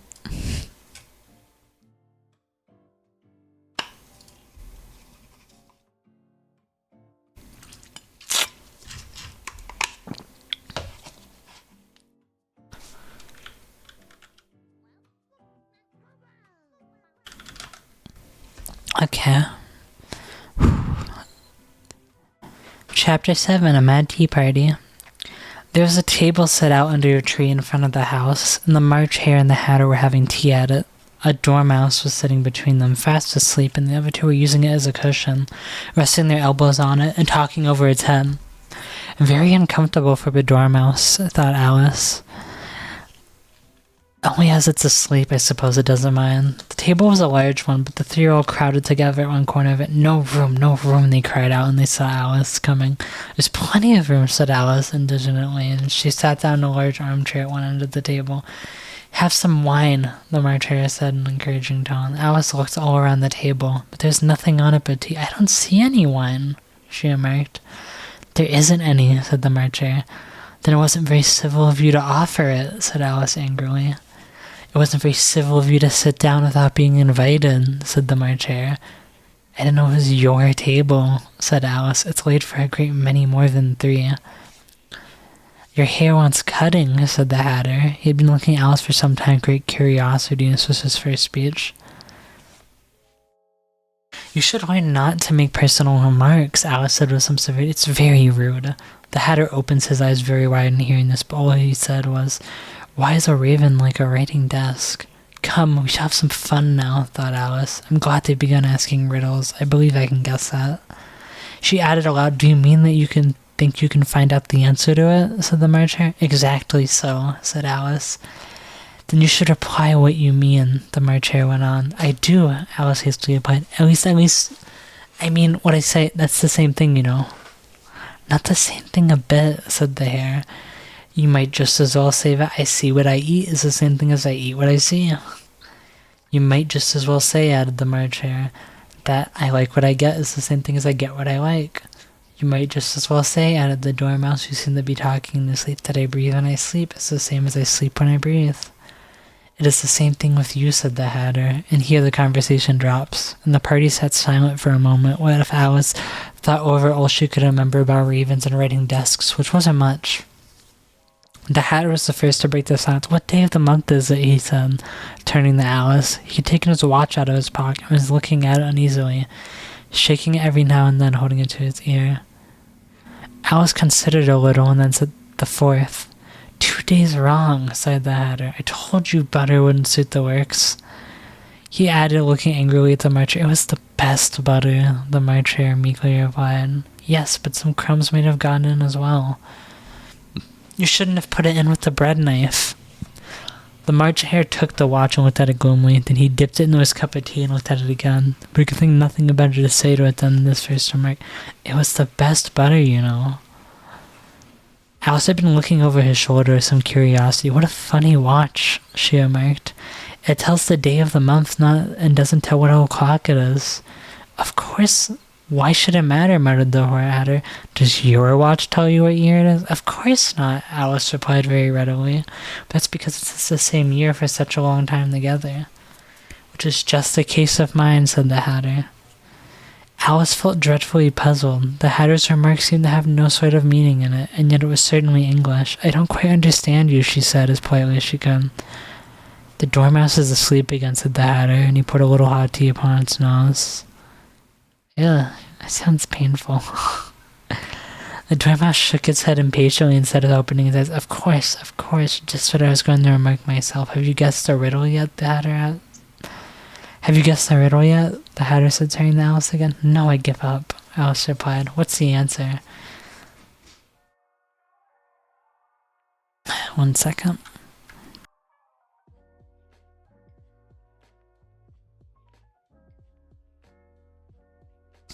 I haven't the slightest idea, said the Hatter. Nor I, said the Marcher. Alice sighed wearily. I think you might do something better with the time, she said. Then waste it in asking riddles that have no answers. If you knew time as well as I do, said the Hatter, you wouldn't talk about wasting it. It's him.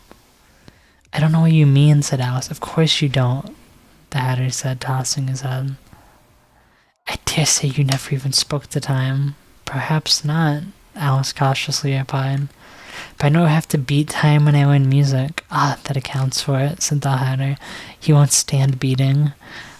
Now, if you'd only kept on good terms with him, he'd do almost anything you liked with the clock. For instance, suppose it were 9 o'clock in the morning and just time to begin lessons. You'd only have to whisper a hint to time, and round goes the clock in a twinkling.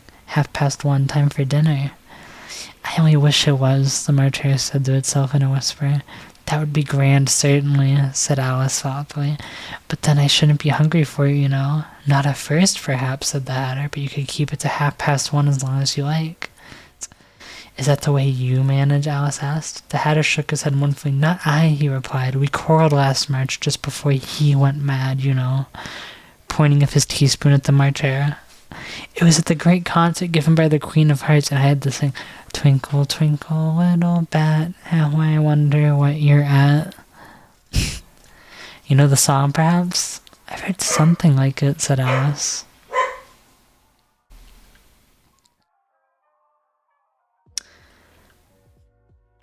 It goes on, you know, the Hatter continued.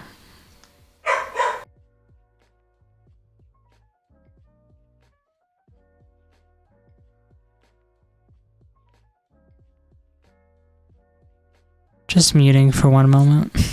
Okay.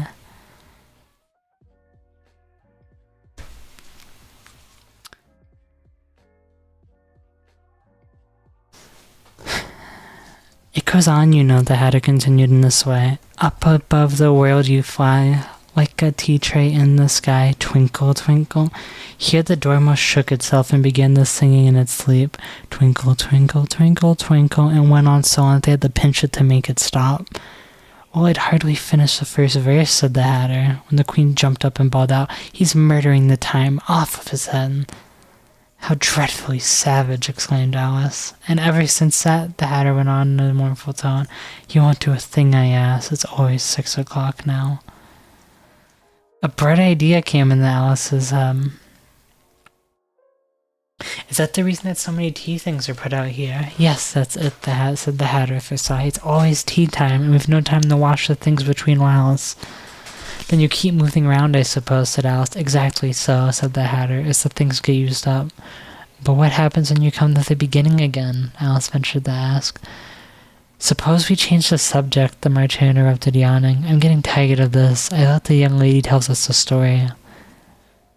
I'm afraid I don't know one, said Alice, rather alarmed at the proposal. Then the Dormouse shall, they both cried. Wake up, Dormouse. And they pinched it on both sides at once. The Dormouse slowly opened his eyes. I wasn't asleep, he said in a hoarse, feeble tone. I heard every word you fellows were saying. Tell us the story, said the Marcher. Yes, please do, pleaded Alice. And be quick about it, added the Hatter, or you'll be asleep again before it's done. Once upon a time there were 3 little sisters, the Dormouse began in a great hurry, and their names were Elsie, Lacey, and Tilly, and they lived at the bottom of a well. What did they live on? Said Alice, who took a great interest in questions of eating and drinking. They lived on treacle, said the dormouse after thinking a minute or two. They couldn't have done that, you know, Alice gently remarked. They'd have been ill. So they were, said the dormouse, very ill. Alice tried to fancy to herself what such an extraordinary way of living would be like, but it puzzled her too much, so she went on, but why did they live at the bottom of a well? Take some more tea, the Marcher said to Alice very earnestly. I've had nothing yet, Alice replied in an undertone, so I can't take more. You mean you can't take less, said the Hatter. It's very easy to take more than nothing. Nobody asked you your opinion, said Alice.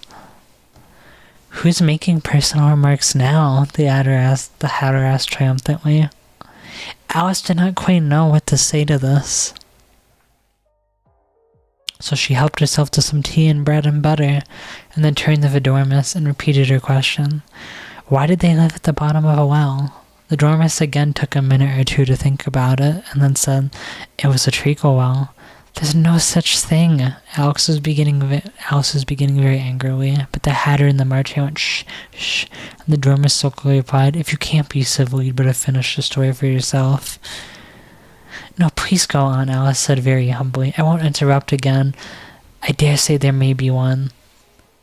One indeed, said the dormouse indignantly. However, he consented to go on. And so these three little sisters, they were learning to draw, you know. What did they draw? Said Alice, quite forgetting her promise. Treacle, said the dormouse, without considering it all this time. I want a clean cup, interrupted the Hatter. Let's all move one place on. He moved on as he spoke, and the dormouse followed him. The Marcher moved in the dormouse's place, and Alice rather unwillingly took the place of the Marcher. The Hatter was the only one who got any advantages in the change, and Alice was a good deal worse off than before, as the Marcher had just upset the milk jug into his place. Alice did not wish to offend the dormouse again, so she began very cautiously. But I don't understand. Where did they draw the treacle from? You can draw water out of a water well, said the Hatter. So I think you could only draw treacle out of a treacle well. Stupid.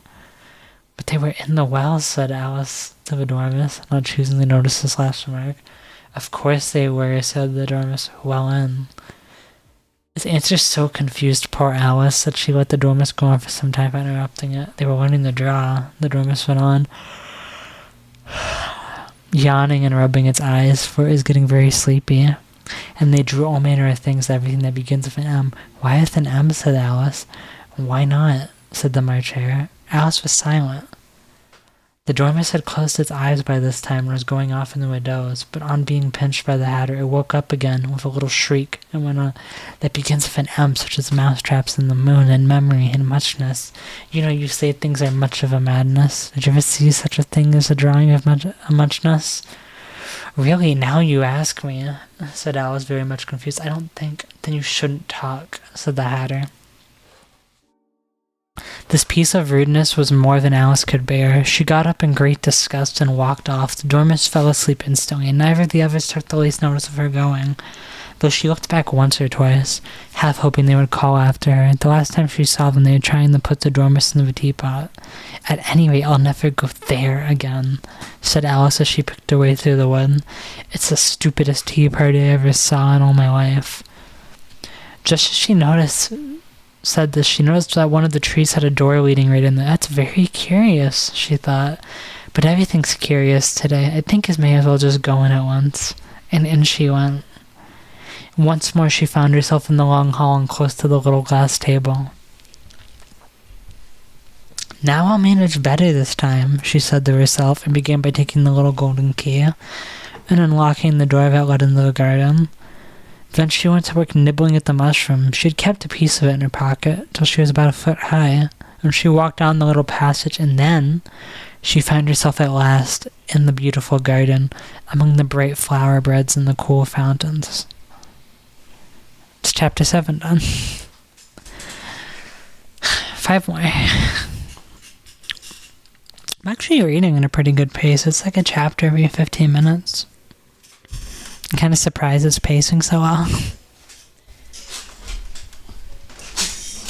Sorry about that. I was stretching. Before we continue, let me put a lifesaver in my mouth.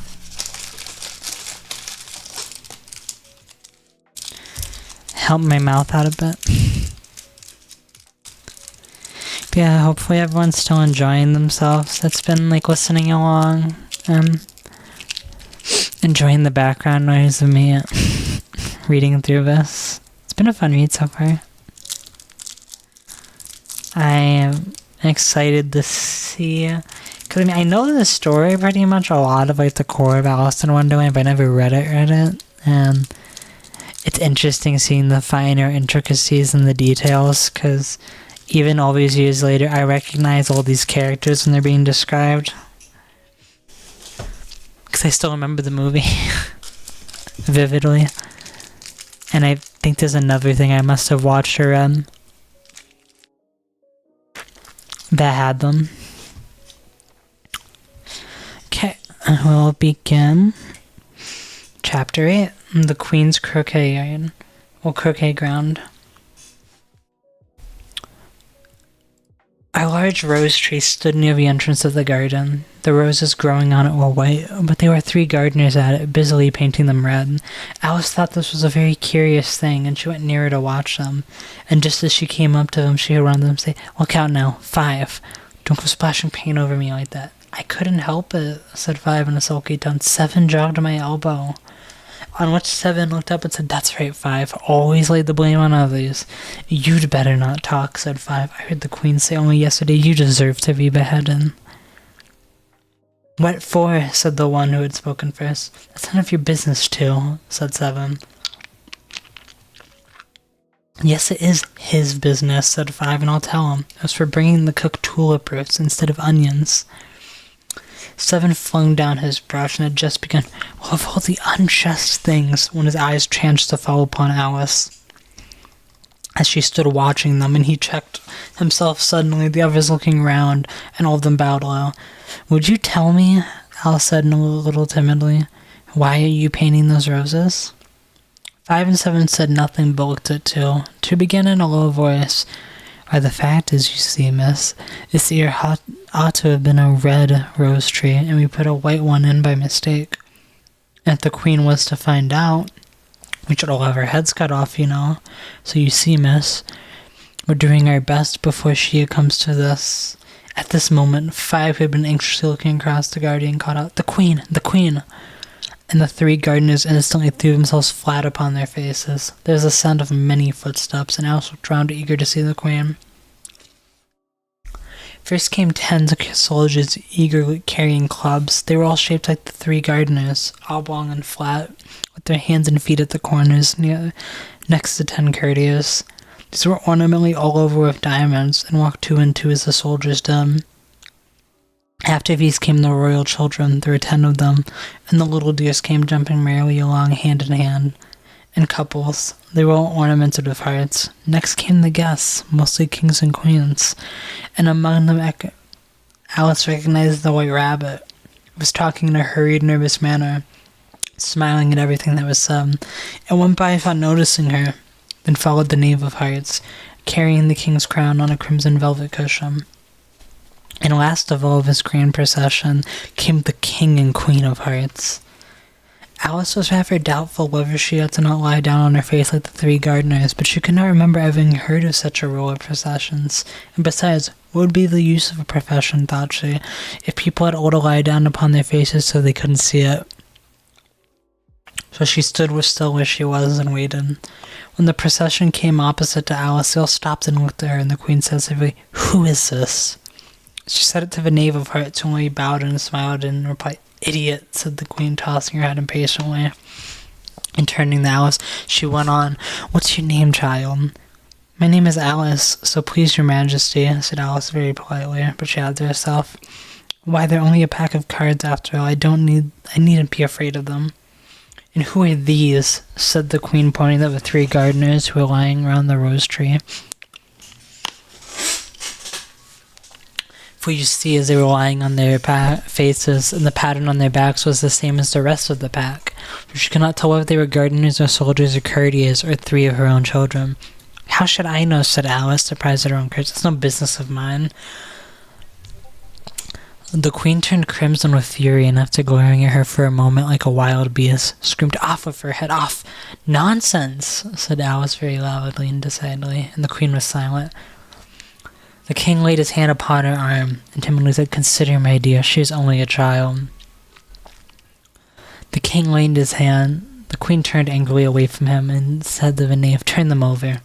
The knave did so very carefully with one foot.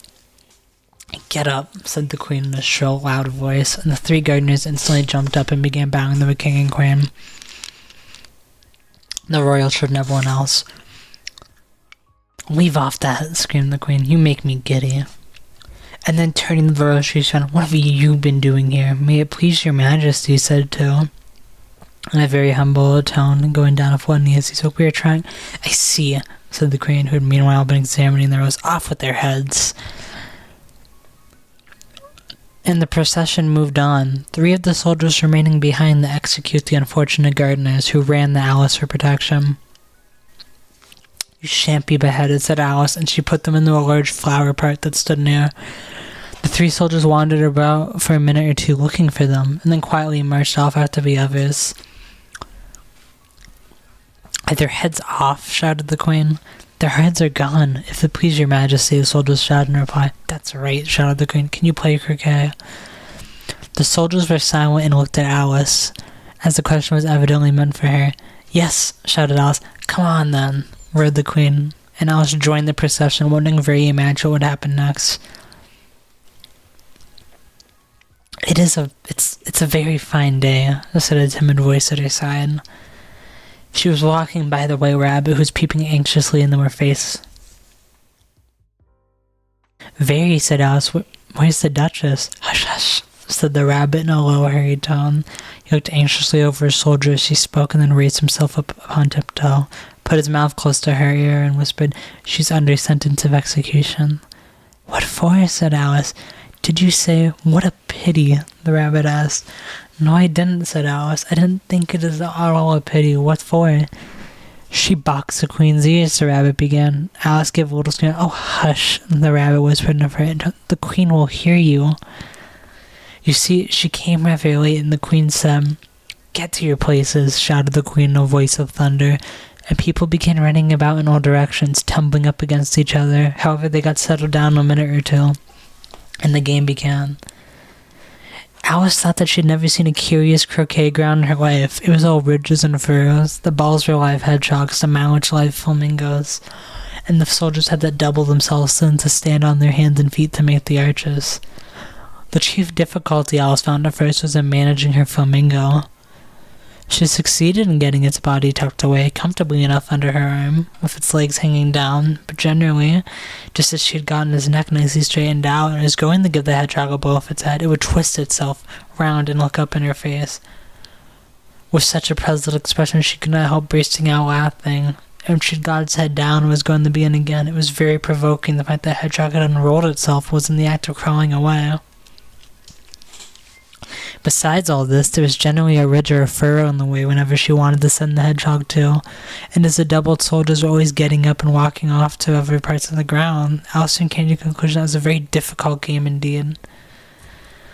The players all played at once without waiting for turns, quarreling all the while and fighting for the hedgehogs, and in a very short time the queen was in a furious passion, went stamping about and shouting, "Off of his head," or "Off of her head," about once a minute.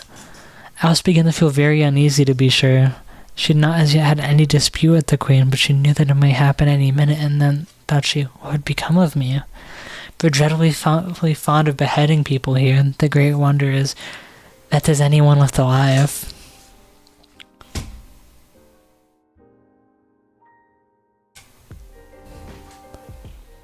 Let me slightly lower that one. It's a little louder than I expected. I'll just shut it off for now.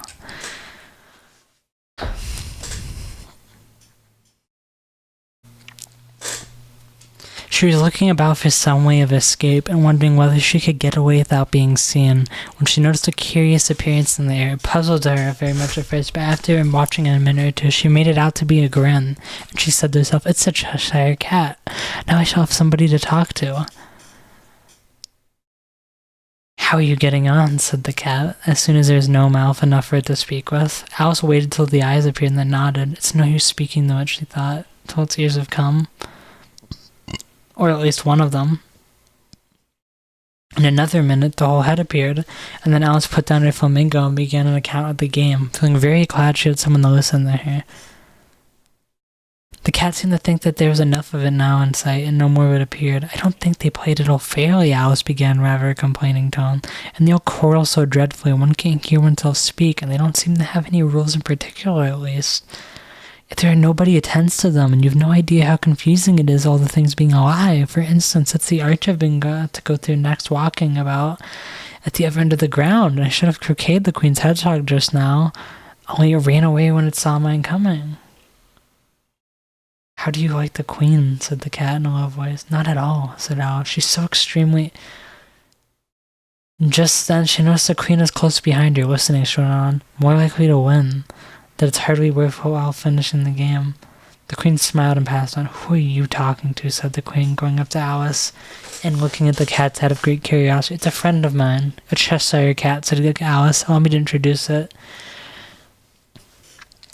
I don't like the look of it at all, said the king. However, it may kiss my hand if it likes. I'd rather not, the cat remarked. Don't be impertinent, said the king, and don't look at me like that. He got behind Alice as he spoke. A cat may look at a king, said Alice. I've read that in some book, but I don't remember where. Well, it must be removed, said the king very decidedly as he called the queen, who was passing them. My dear, I wish you would have this cat removed. The queen had only one way of settling all difficulties, great or small. Off with his head, she said, without even looking round. I'll fetch the executioner myself, said the king eagerly, and he hurried off. Alice thought she might as well go back and see how the game was going, as she heard the queen's voice in the distance screaming of passion. She had already heard her sentence 3 or 4 people to be executed for having missed their turns, and she did not like the look of things at all. The game was in such confusion that she never knew whether it was her turn or not, so she went in search of her hedgehog. The hedgehog was engaged in a fight with another hedgehog, which seemed to Alice an excellent opportunity for croqueting one of them with the other.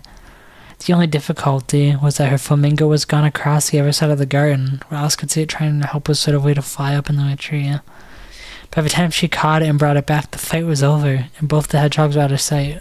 But it doesn't matter much, thought Alice. All the arches are gone from the side of the ground. So she tucked it away under her arm, that it might not slip, and went back for a little more conversation with her friend. When she went back to the Cheshire cat, she was surprised to find quite a large crowd around it. There was a dispute going on between the executioner, the king, and the queen, who were all talking at once, while the rest remained silent and looked uncomfortable. The moment Alice appeared, she was appealed to by all 3 to settle the question. They repeated their arguments to her, though as they all spoke at once, she found it very hard indeed to make out exactly what they said. The executioner's argument was that you couldn't cut off a head unless there was a body to cut it off from, and they had never had to do such a thing before, and he wasn't going to begin at his time of life. The king's argument was that anything that had a head could be beheaded, and that you weren't taught to talk nonsense. The queen's argument was that if something wasn't done about in less than no time, she'd have everybody executed all around. It was this last remark that had made the whole party look so grave and anxious. Alice could think of nothing else to say but, it belongs to the Duchess, you better ask her about it. She's in prison, the queen said to the executioner. Fetch her here. And the executioner went off like an arrow. The cat's head began fading away the moment he was gone, and by the time he had come back with the Duchess, it had entirely disappeared. So the king and the executioner ran wildly up and down looking for it, while the rest of the party went back to the game. 8 chapters done. Oh, 4 more to go. I didn't think I'd have it in me to read the whole thing through, but I feel like at this point I just finished it, yeah. I don't see a reason to not just reading it the full way through. Because then I can make my nice VOD and set it all up tonight for going live while I'm gone. Because I'm going to be gone all weekend at a convention, having fun, buying stuff. I'm going to get some music back on, though. I do want the music back. I think this pre-stream, the start music.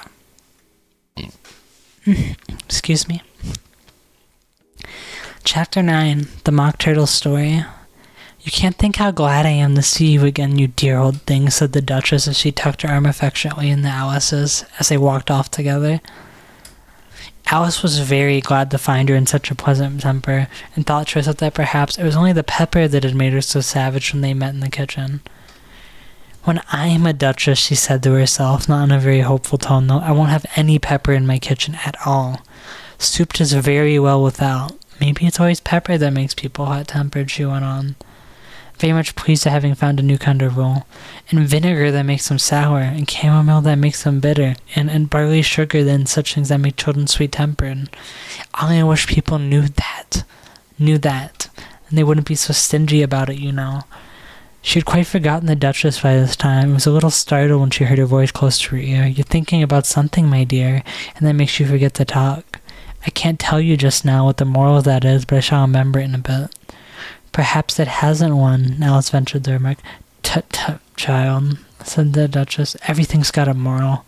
If only you can find it. And she squeezed herself up closer to Alice's side as she spoke. Alice did not much like keeping so close to her. First, because the Duchess was very ugly, and secondly, because she was exactly the right height to rest her chin upon Alice's shoulder, and it was an uncomfortably sharp chin. However, she did not like to be rude, so she bore it as well as she could. The game's going on rather better now, she said, by way of keeping up the conversation a little.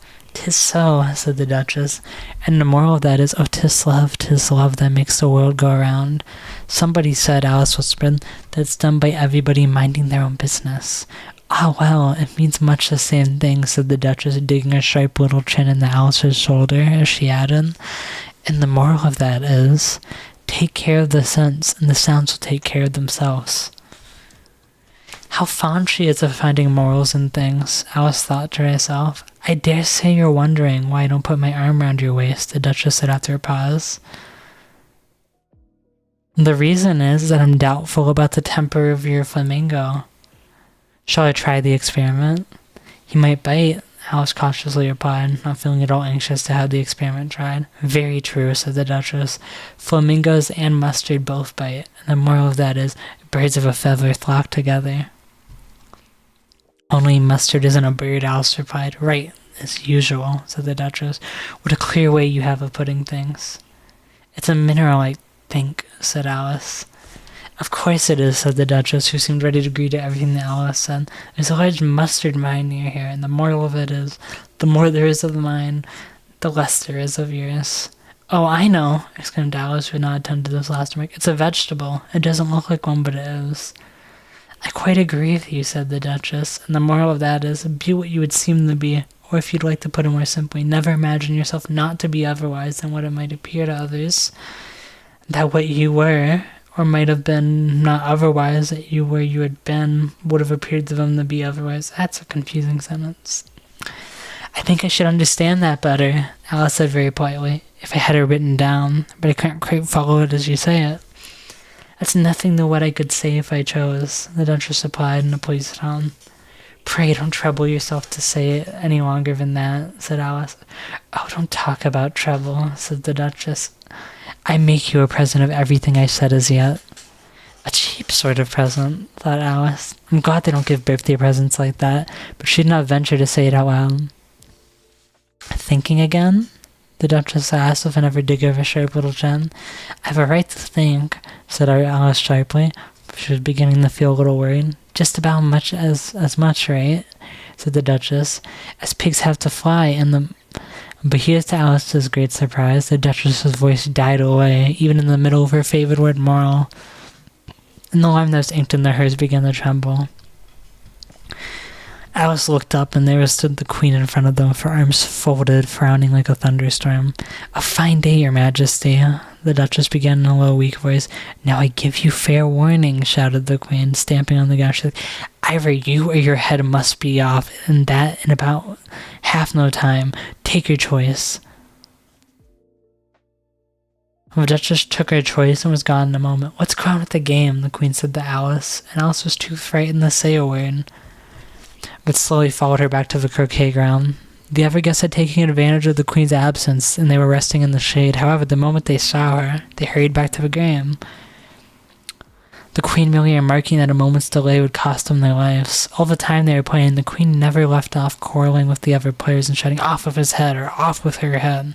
Those whom she sentenced were taken into custody by her soldiers, who of course had to leave off being archers to do this, and so that by the end of half an hour or so there were no archers left, and all the players except the King and Queen and Alice were in custody and under sentence of execution.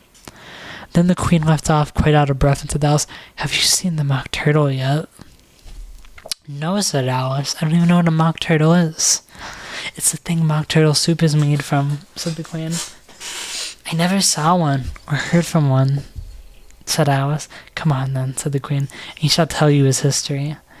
As they walked off together, Alice heard the King in a low voice to accompany General. "You are all pardoned. Come, that's a good thing," she said to herself, for she had felt quite unhappy at the number of executions the Queen had ordered. That very soon came upon a griffin lying fast in the sun. "If you don't know what a griffin is, look at the picture." "Up, lazy thing," said the Queen, "and take this young lady to see the mock turtle.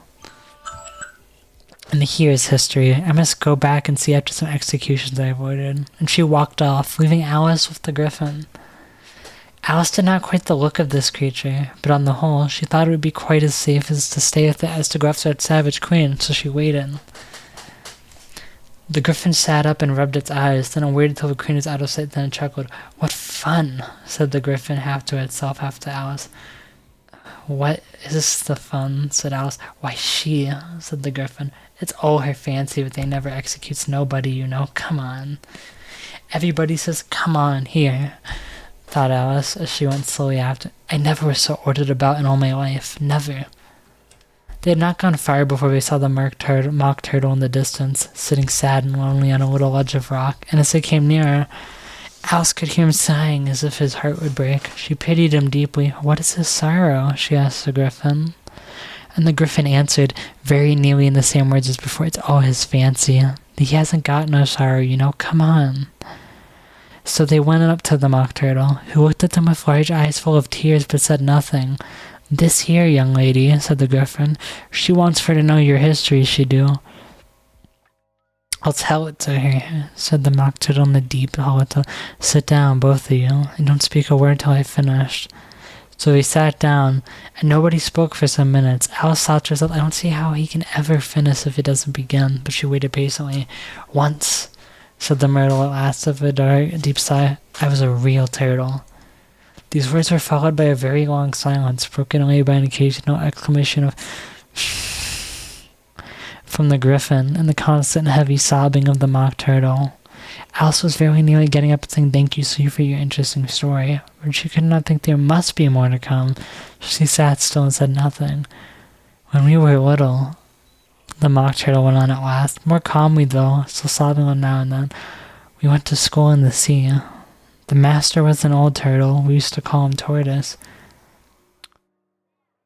"Why did you call him Tortoise if he wasn't one?" Alice asked. "We called him Tortoise because he taught us," said the mock turtle angrily. "Really, you're very dull. You have to be ashamed of yourself for asking such a simple question," added the griffin, and they both sat silent and looked at poor Alice, who felt ready to sink into the earth. At last the griffin said to the mock turtle, "Drive on, old fellow. Don't be all day about it." And he went on in those words. "Yes, we went to school in the sea, though you mayn't believe it." "I never said I didn't," interrupted Alice. "You did," said the mock turtle. "Hold your tongue," added the griffin, before Alice could speak. The mock turtle went on. "We had the best of educations, in fact. We went to school every day." "I've been to a day school too," said Alice. "You needn't be so proud of all that." "With extras?" asked the mock turtle a little anxiously. "Yes," said Alice. "We went to French and music." "And washing?" said the mock turtle. "Certainly not," said Alice indignantly. "Ah, then yours wasn't a real good school," said the mock turtle in a tone of great relief. "Now at ours, they had at the end of the bill French, music, and washing. Extra." "You couldn't have wanted it much," said Alice, living at the bottom of the sea. "I couldn't afford to learn it," said the mock turtle with a sigh. "I only took the regular course." "What was that?" inquired Alice. "Reading and writing, of course, to begin with," the mock turtle replied. and the different branches of arithmetic: ambition, distraction, uglification, and derision. I never heard of uglification, Alice ventured to say. What is it? The griffin lifted up both its paws in surprise. What? Never heard of uglifying? It exclaimed. You know what to beautify is, I suppose. Yes, said Alice doubtfully. It means to make anything prettier. Well then, the griffin went on, if you don't know what to uglify is, you are a simpleton. Alice did not feel encouraged to ask any more questions about it, so she turned to the mock turtle and said, what else had you to learn? Alice did not feel encouraged to ask any more. Well, there was mystery, the mock turtle replied, counting off the subjects on his flappers. Mystery, ancient and modern, with seaography, then drawing. The drawing master was an old conger eel. They used to come once a week. He taught us drawing, stretching, and fainting in coils. What was that like? Said Alice. Well, I can't show it to you myself, the mock turtle said. I'm too stiff. And the griffin never learned it. Hadn't time, said the griffin. I went to the classics master, though. He was an old crab. He was. I never went to him, the mock turtle said with a sigh. He taught laughing and grieving, they used to say. So he did, said the griffin, sighing in his turn. And both creatures hid their faces in their paws. And how many hours a day did you do lessons? Alice said in a hurry, to change the subject. 10 hours the first day, said the turtle. 9 the next, and so on. What a curious plan, exclaimed Alice. That's the reason they're called lessons, the griffin remarked, because they lesson from day to day. This was quite a new idea to Alice, and she thought it over a little before she made her next remark. Then the 11th day must have been a holiday. Of course it was, said the mock turtle. And how did you manage on the 12th? Alice went on eagerly. That's enough about lessons, the griffin interrupted in a very decided tone. Tell her something about the games now. It's chapter 9. 3 more. Really good book so far.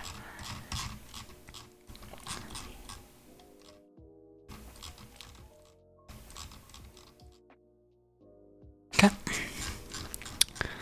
Let's go back up. Chapter 10. The Lobster Quadrille. The mock turtle sighed deeply and drew the back of one flapper across his eyes. He looked at Alice and tried to speak, but for a minute or two sobs choked his voice. Same as if he had a bone in his throat, said the griffin. It set to work shaking him and punching him in the back. At last the mock turtle recovered his voice, and with tears running down his cheeks he went on again. You may not have lived under the sea. I haven't, said Alice, and perhaps you were never even introduced to a lobster. Alice began to say, I once tasted, but checked herself hastily and said, no, never. She had no idea what a delightful thing a lobster quadrille is. No, indeed, said Alice. What sort of a dance is it? Why, said the griffin, you must form into a line along the seashore. 2 lines, cried the mock turtle. Seals, turtles, salmon, and so on. We've cleared all the jellyfish out of the way. That generally takes some time, interrupted the griffin. You advance twice. Each with a lobster as a partner, cried the griffin. Of course, the mock turtle said. Advance twice, set the partners. Change lobsters, and retire in the same order, continued the griffin. Then you know, the mock turtle went on. You throw the lobster, shouted the griffin, just with a bound of air, as far out to sea as you can. Swim after them, screamed the griffin. Turn a somersault in the sea, cried the mock turtle, capering wildly about. Change lobsters again, yelled the griffin at the top of its voice. Back to land again, and that's all the very first figure, said the mock turtle, suddenly dropping his voice, and the 2 creatures, who had been jumping about like mad things all this time, sat down again very sadly and quietly, and looked at Alice.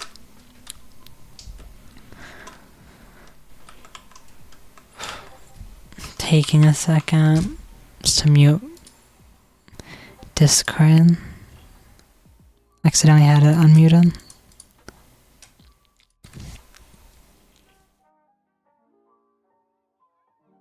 Okay.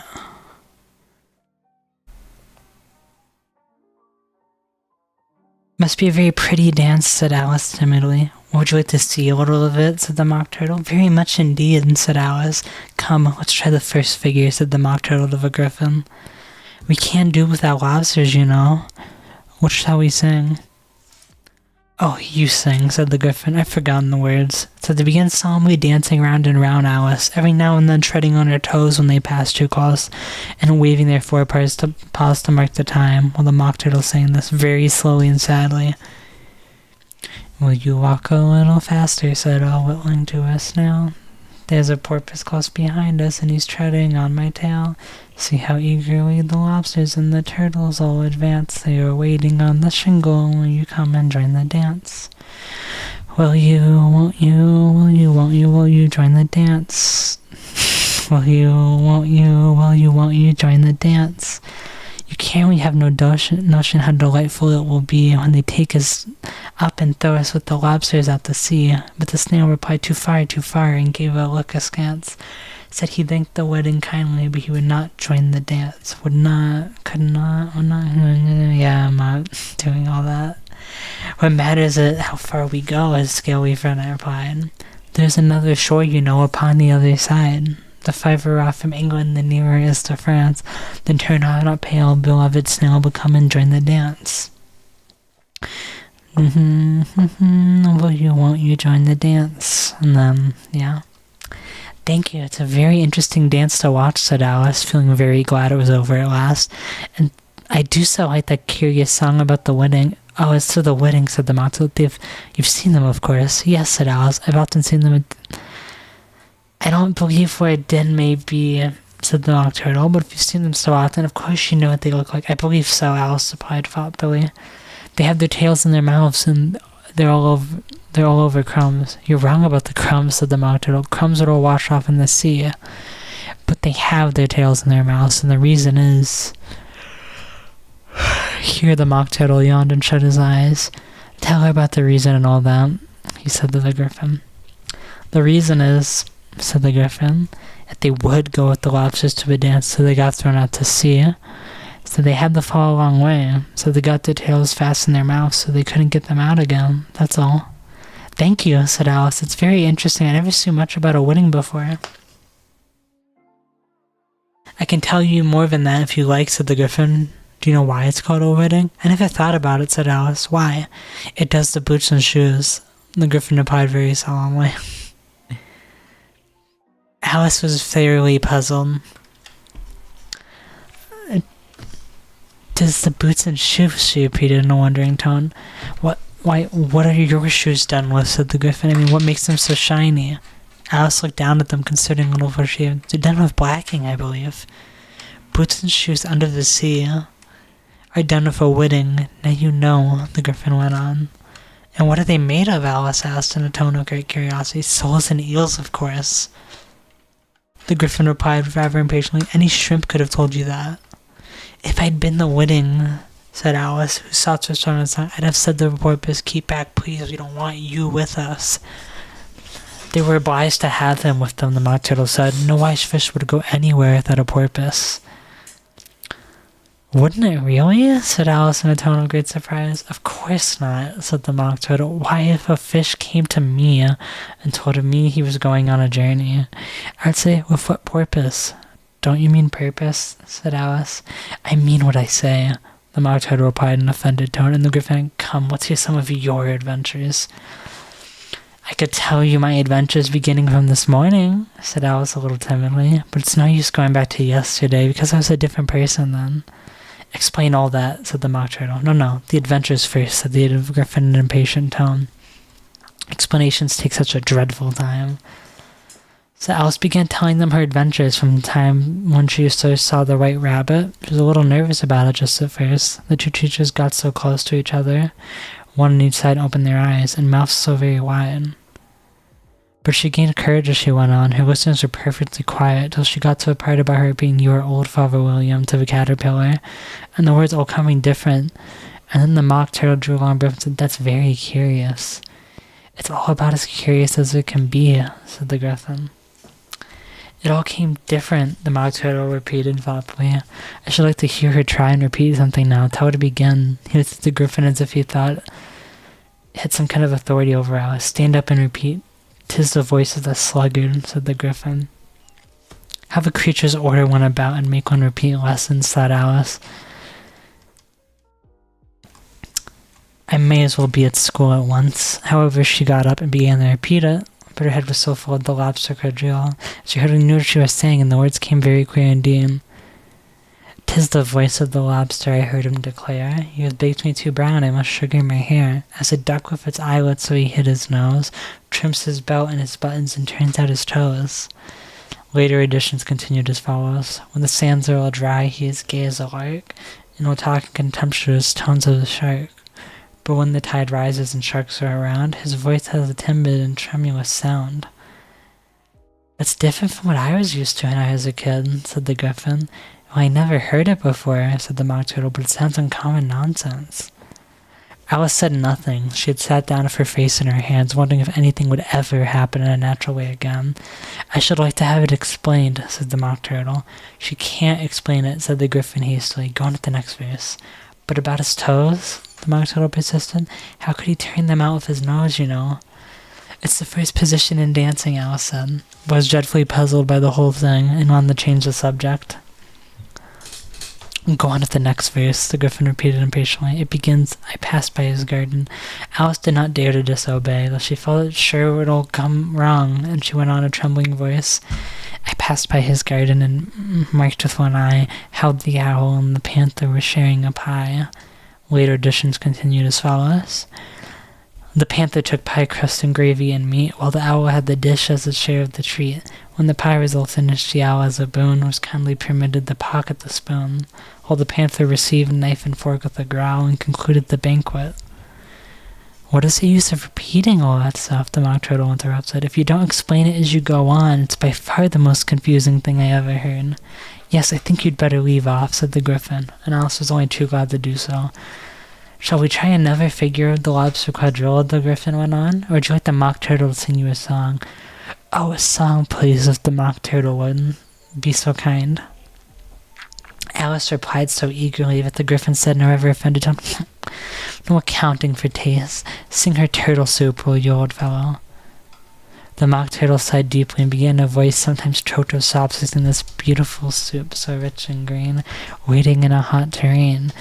Who for such dainties would never stoop? Soup of the evening, beautiful soup. Soup of the evening, beautiful soup. Yeah, singing about soup. Okay. "Chorus again," cried the Griffin, and the Mock Turtle had just begun to repeat it when a cry of "the trial's beginning" was heard in the distance. "Come on," cried the Griffin, and taking Alice by the hand, it hurried off, without waiting for the end of the song. "What trial is it?" Alice panted as she ran, but the Griffin only answered, "Come on," and ran the faster, while more and more faintly came, carried on the breeze that followed them, the melancholy words, "Soup of the evening, beautiful, beautiful soup." Okay, it's 10 chapters done. 2 more. I think I'm just going to try to steamroll through it. 2 more chapters. We're on chapter 11, which is Who Stole the Tart? The king and queen of hearts were seated on their throne. When they arrived, with a great crowd assembled about them, all sorts of little birds and beasts, as well as the whole pack of cards. The knave was standing before them in chains, with a soldier on each side to guard him. And near the king was the white rabbit, with a trumpet in one hand and a scroll of parchment in the other. In the very middle of the court... Thank you, I'm glad.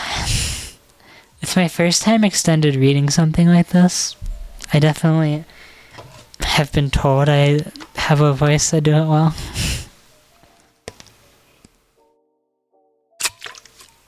I don't really have the best range, so I just kind of try to improvise to add some more life to it.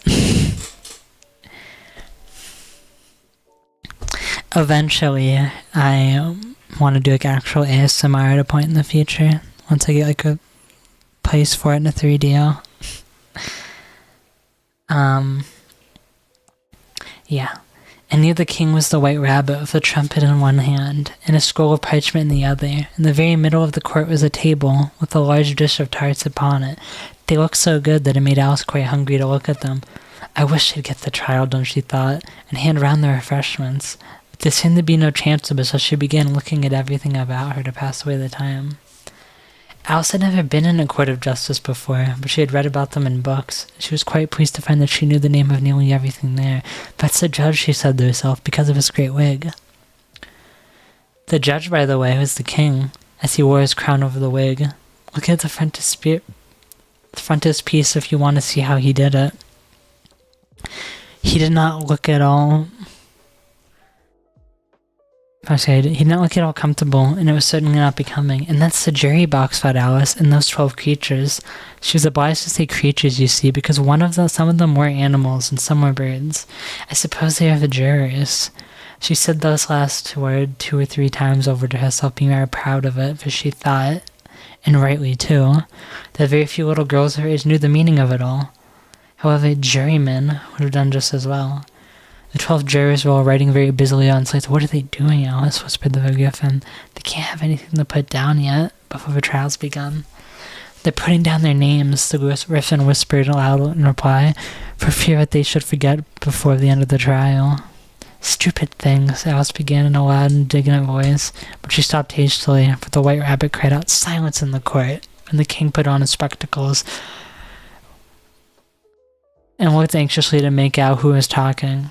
Alice could see as well if she were looking over their soldiers that all the jurors were writing down stupid things on their slates, and she could even make out that one of them didn't know how to spell stupid, and he had to ask his neighbor to tell him. A nice muddle the slates will be in before the trial's over, thought Alice.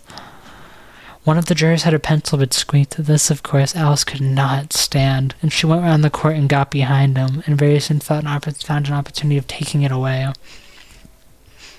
She did it so quickly that the poor little juror, it was Bill the Lizard, could not make out at all what had become of it. So after hunting all about for it, he was obliged to write with one finger for the rest of the day. And that was of very little use, as it left no marks on the slate. "Harold, read the accusation," said the king. On this, the White Rabbit blew 3 blasts on the trumpet, and then unrolled the parchment scroll and read as follows. The Queen of Hearts, she made some tarts, all on a summer day. The Knave of Hearts, he stole those tarts and took them quite away. "Consider your verdicts," the king said to the jury. Not yet," the rabbit hastily interrupted. "There's a great deal to come before that." "Call the first witness," said the king, and the White Rabbit blew 3 blasts on the trumpet and called out, "First witness." The first witness was the Hatter. He came in with a teacup in one hand and a piece of bread and butter in the other. "I beg pardon, your majesty," he began, "for bringing these in, but I hadn't quite finished my tea when I was sent for." "You ought to have finished," said the king. "Where did you begin?" The Hatter looked at the March Hare who had followed him in the court, arm in arm with the Dormouse. 14th of March, I think it was, he said. 15th, said the March Hare. 16th, said the Dormouse. "Write that down," the king said to the jury. And the jury eagerly wrote down all 3 dates on their slates, and then added them up, and reduced the answer to shillings and pence. "Take off your hat," the king said to the Hatter. "It isn't mine," said the Hatter. "Stolen," the king exclaimed, turning to the jury, who instantly made a memorandum of the fact. "I keep them to sell," the Hatter added as an explanation. "I've none of my own. I'm a Hatter." Here the queen put on her spectacles and began staring at the Hatter, who turned pale and fidgeted. "Give your evidence," said the king, "and don't be nervous, or I'll have you executed on the spot." This did not seem to encourage the witness at all. He kept shifting from one foot to the other, looking uneasily at the queen, and in his confusion he bit a large piece out of his teacup instead of the bread and butter. Just at this moment, Alice felt a very curious sensation, which puzzled her a good deal until she made out what it was. She was beginning to grow large again, and she thought at first she would get up and leave the court, but on second thought she decided to remain where she was as long as there was room for her. "I wish you wouldn't squeeze so," said the Dormouse who was sitting next to her. "I can hardly breathe." "I can't help it," said Alice very meekly. "I'm growing." "You've no right to grow here," said the Dormouse. "Don't talk nonsense," said Alice more broadly. "You know you're growing too." "Yes, but I grow at a reasonable pace, not in that ridiculous fashion." And he got up very sulkily and crossed to the other side of the court. All the time the queen had never left off staring at the Hatter, and just as the Dormouse crossed the court, she said to one of the officers of the court, "Bring me the list of the singers in the last concert," on which the wretched Hatter trembled so that he shook both his shoes off. "Give your evidence," the king repeated angrily. "I'll have you executed whether you're nervous or not." "I'm a poor man, your majesty," the Hatter began in a trembling voice, "and I hadn't begun my tea, not above a week or so. And what with the bread and butter getting so thin and the twinklings of the tea... The twinkling of the what? It began with the tea, the Hatter replied. Of course twinkling begins with a T, said the king sharply. You take me for a dunce, go on. I'm a poor man, the Hatter went on, and most things twinkled after that. Only the March Hare said, I didn't. The March Hare interrupted in a great hurry. You did, said the Hatter. I deny it, said the March Hare. He denies it, said the king. Leave out that part. Well, at any rate, the Dormouse said. The Hatter went on, looking anxiously round to see if he'd deny it too. But the Dormouse denied nothing, being fast asleep. After that, continued the Hatter, I cut some more bread and butter. But what did the Dormouse say? One of the jury asked. That I can't remember, said the Hatter. You must remember, remarked the king. I'll have you executed. The miserable Hatter dropped his teacup and bread and butter and went down on one knee. I'm a poor man, your majesty, he began. You're a very poor speaker, said the king. Here one of the guinea pigs cheered and was immediately suppressed by the officers of the court, as that is rather a hard word. I'll just explain to you how it was done. They had a large canvas bag which tied up at the mouth with strings. In the this they slipped the guinea pig head first and then sat upon it. I'm glad I've seen that before, thought Alice. I've so often read in the newspapers at the end of trial. There's some attempts at applause, which was immediately suppressed by the officers of the court. I never understood what it means till now. If that's all you know about it, you may stand down, continued the king. I can't go no lower, said the Hatter. I'm on the floor as it is. Then you may sit down, the king replied. Here the other guinea pig cheered and was suppressed. Come, that finished the guinea pig, thought Alice. Now we shall get on better. I'd rather finish my tea, said the Hatter, with an anxious look at the queen, who was reading the list of singers. You may go, said the king, and Hatter hurriedly left the court, without even waiting to put his shoes on. And just take his head off outside, the queen added to one of the officers. But the Hatter was out of sight before the officer could get to the door. Call the next witness, said the king. The next witness was the Duchess's cook. She carried the pepper box in her hand, and Alice guessed who it was, even before she got into the court, by the way the people near the door began sneezing all at once. Give your evidence, said the king. Shan't, said the cook. The king looked anxiously at the White Rabbit, who said, Your Majesty, you must cross-examine this witness. Oh, if I must, the king said with a melancholy air, after folding his arms and frowning at the cook till his eyes were nearly out of sight. He said in a deep voice, What are the tarts made of? Pepper, mostly, said the cook. Treacle, said a sleepy voice behind her. Call her that Dormouse, the queen shrieked. Behead that Dormouse, turn that Dormouse out of court, suppress him, pinch him off of his whiskers. For some minutes the whole court was in confusion, getting the Dormouse turned out, and by the time they had settled down again, the cook had disappeared. Never mind, said the king with no great relief. Call the next witness. And he added in an undertone of the queen, Really, my dear, you must cross-examine the next witness. It quite makes my forehead ache. Alice watched the White Rabbit as he fumbled over the list, feeling very curious to see what the next witness would be like, for they hadn't gotten much evidence yet. She said to herself, imagine her surprise, when the White Rabbit let out at the top of his shrill little voice the name Alice. It's chapter 11. We take a sip, and we do chapter 12. I'm surprised we're at the end already. It feels like time flew. It's been a really good read. But let's see how it ends. I have an idea of how it probably ends from what I've seen before based on Alice in Wonderland, but I want to see before I say anything. Chapter 12, Alice's Evidence. Here, cried Alice, quite forgetting in the flurry of the moment how large she had grown in the last few minutes, and she jumped up in such a hurry that she tipped over the jury box with the edge of her skirt, upsetting all the jurymen onto the heads of the crowd before her, and they lay sprawling about, reminding her very much of a globe of goldfish she had accidentally upset the week before. Oh, I beg your pardon, she exclaimed in a tone of great dismay, and began picking them up again as quickly as she could.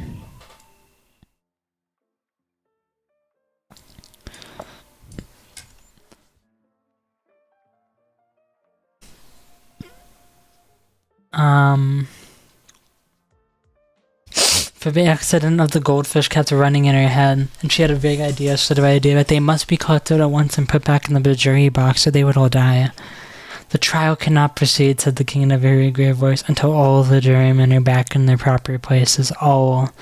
He repeated with great emphasis, looking hard at Alice as he said so. Alice looked at the jury box and saw that in her haste she put the lizard head down backwards. The poor thing was waving its tail about in a melancholy way. Being quite unable to move, she soon got it out again and put it right. Not that it signifies much, she said to herself. I should think it would be quite as much use in the trial one way up as the other. As soon as the jury had a little recovered from the shock of being upset, and the slates and pencils had been found and handed back to them, they set to work again, diligently to write out a history of all the accident. All except the lizard, who seemed much too overcome to do anything but sit with its mouth open, gazing up on the roof of the court. What do you know about this business? The king said to Alice. Nothing, said Alice. Nothing whatever. Persisted the king. Nothing whatever, said Alice. That's very important, the king said, turning to the jury. They were just beginning to write this down on their slates when the rabbi interrupted. Unimportant, your majesty means, of course, he said in a very respectful tone, but frowning and making faces at him as he spoke. Unimportant, of course, I meant, the king hastily said, and went on to himself in an undertone. Important, unimportant, unimportant, important, as if you were trying to which sounded best. Some of the jury wrote it down important, and some unimportant. Alice could see this as she was near enough to look over their slates, but it doesn't matter a bit, she thought to herself. At the moment, the king, who had been for some time busily writing in his notebook, cackled out, "Silence!" and read out from his book, Rule 42. All persons more than a mile high to leave the court. Everybody looked at Alice. I'm not a mile high, said Alice. You are, said the king. Nearly 2 miles high, added the queen. Well, I shan't go at any rate, said Alice, because that's not a regular rule. You invented it just now. It's the oldest rule in the book, said the king. Then it ought to be Rule 1, said Alice. The king turned pale and shut his notebook hastily. Consider your verdict, he said to the jury in a low, trembling voice. There's more evidence to come yet, please, your majesty, said the white rabbit, jumping up in a great hurry. This paper has just been picked up. What's in it? Said the queen. I haven't opened it yet, said the white rabbit. But it seems to be a letter written by the prisoner to somebody. It must have been that, said the king, unless it was written to nobody, which isn't usual, you know. Who is it directed to? Said one of the jurymen. It isn't directed at all, said the white rabbit. In fact, there's nothing written on the outside. He unfolded the papers he spoke and added, It isn't a letter after all, it's a set of verses. Are they in the prisoner's handwriting? Asked another of the jurymen. No, they're not, said the white rabbit. And that's the queerest thing about it. The jury looked all puzzled. He must have imitated someone else's hand, said the king. The jury all brightened up again. Please, your majesty, said the knave. I didn't write it, and they can't prove I did. There's no need. Name signed at the end. If you didn't sign it, said the king, that only makes the matter worse. You must have meant some mischief, or else you'd have signed your name like an honest man. Is there a general clapping of hands at this? It was the first really clever thing the king had said that day. That proves his guilt, said the queen. It proves nothing of the sort, said Alice. Why don't you even remember what they're about? Well, you don't even know what they're about. Read them, said the king. The white rabbit put on his spectacles. Where shall I begin, please, your majesty? He asked. Begin at the beginning, the king said gravely, and go on till you come to the end, then stop. These are the verses the white rabbit read. They told me you had been to her, and mentioned me to him. She gave me a good character, but said I could not swim. He sent them word I had not gone. We knew it to be true. She should push the matter on. What would become of you? I gave her 1, they gave him 2. You gave us 3 or more. They all returned from him to you. Though they were mine before, if I or she could chance to be involved in this affair, he trusts to you to set them 3, exactly as we were. My notion was that you had been, before she had this fit, an obstacle that came between him and ourselves and it. Don't let him know she liked them best, for this must ever be kept a secret. Between you, all the rest, from all the rest, between yourself and me. It's the most important piece of evidence we've heard yet, said the king, rubbing his hands. Now that's the jury. If any of them can explain it, said Alice. She had grown so large in the last few minutes that she wasn't a bit afraid of interrupting them. I'll give him 6 pence. I don't believe there's an atom of meaning in that. The jury all wrote down on their slates she doesn't believe there's an atom of meaning in it, but none of them attempted to explain the paper. There's no meaning in it, said the king. That saves the world of trouble, as we needn't try to find any... And yet I don't know, he went on, spreading out the verses on his knee, looking at them with one eye. I seem to see some meaning in them after all. Said I could not swim. You can't swim, can you? He added, turning to the knave. The knave shook his head sadly. Do I look like it? He said. Which he certainly did not, being made entirely of cardboard. All right, so far, said the king. And he went on muttering over the verses. He knew it to be true. It's the jury, of course. I gave her one, they gave him two. Well, that must be what he did with the tarts, But it goes on, they all returned from him to you. Why, they are, said the king triumphantly, pointing the tarts on the table. Nothing can be clearer than that. Then again, before she had this fit... You never had fits, my dear, I think, said the queen. Never, said the queen furiously, throwing an inkstand at the lizard as she spoke. The unfortunate little Bill had left off writing on its slate with one finger, as he found it made no mark. He now hastily began again using the ink that was trickling down his face as long as it lasted. And the words don't fit you, said the king, looking around the court with a smile. There was a dead silence. It's a pun, the king added in an offended tone, and everybody laughed. Let the jury consider their verdict, the king said for about the 20th time that day. No, said the queen. Sentence first, verdict afterwards. Stuff and nonsense, said Alice, the idea of having the sentence first. Hold your tongue, said the queen, turning purple. I won't, said Alice. Off of her head, the queen shouted at the top of her voice. Nobody moved. Who cares for you? Said Alice. She had grown her full size by this time. You're nothing but a pack of cards. At this, the whole pack rose up into the air and came flying down upon her. She gave a little scream, half of fright and half of anger, and tried to beat them off, and found herself lying on the back, with her head in the lap of her sister, who was gently brushing away some dead leaves that had fluttered down from the tree upon her face. Wake up, Alice, dear, said her sister. Why, what a long sleep you've had. Oh, I've had such a curious dream, said Alice, and she told her sister as well as she could remember them. All these strange adventures of hers that could have just been reading about. And when she had finished, her sister kissed her and said, It was a curious dream, dear, certainly.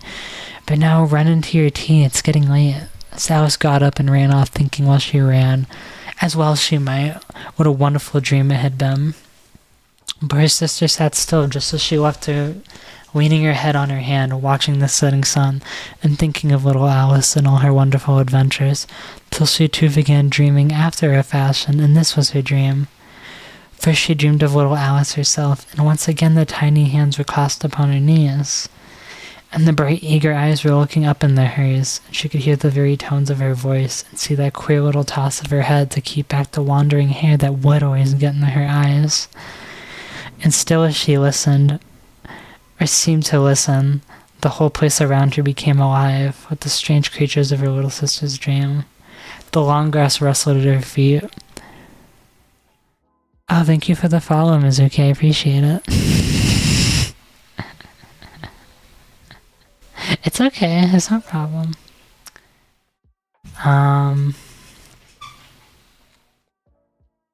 It's okay. I appreciate it. We're just actually about to finish up.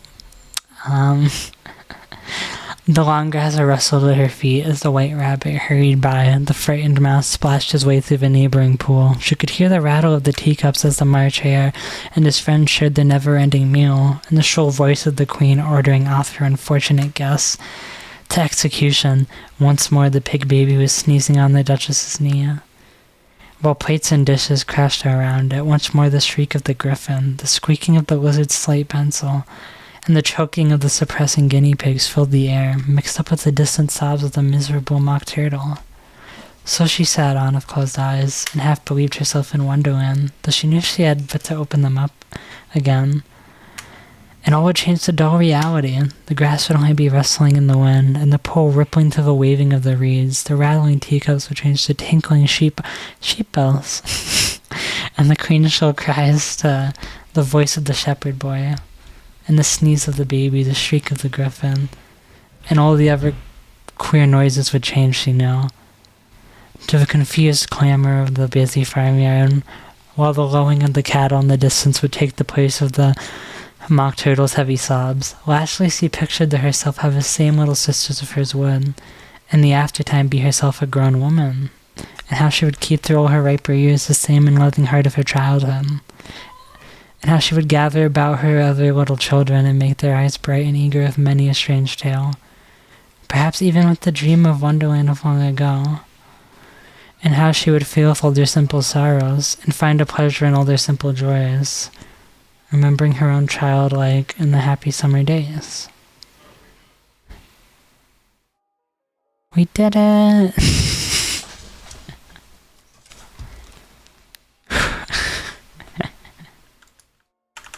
Okay.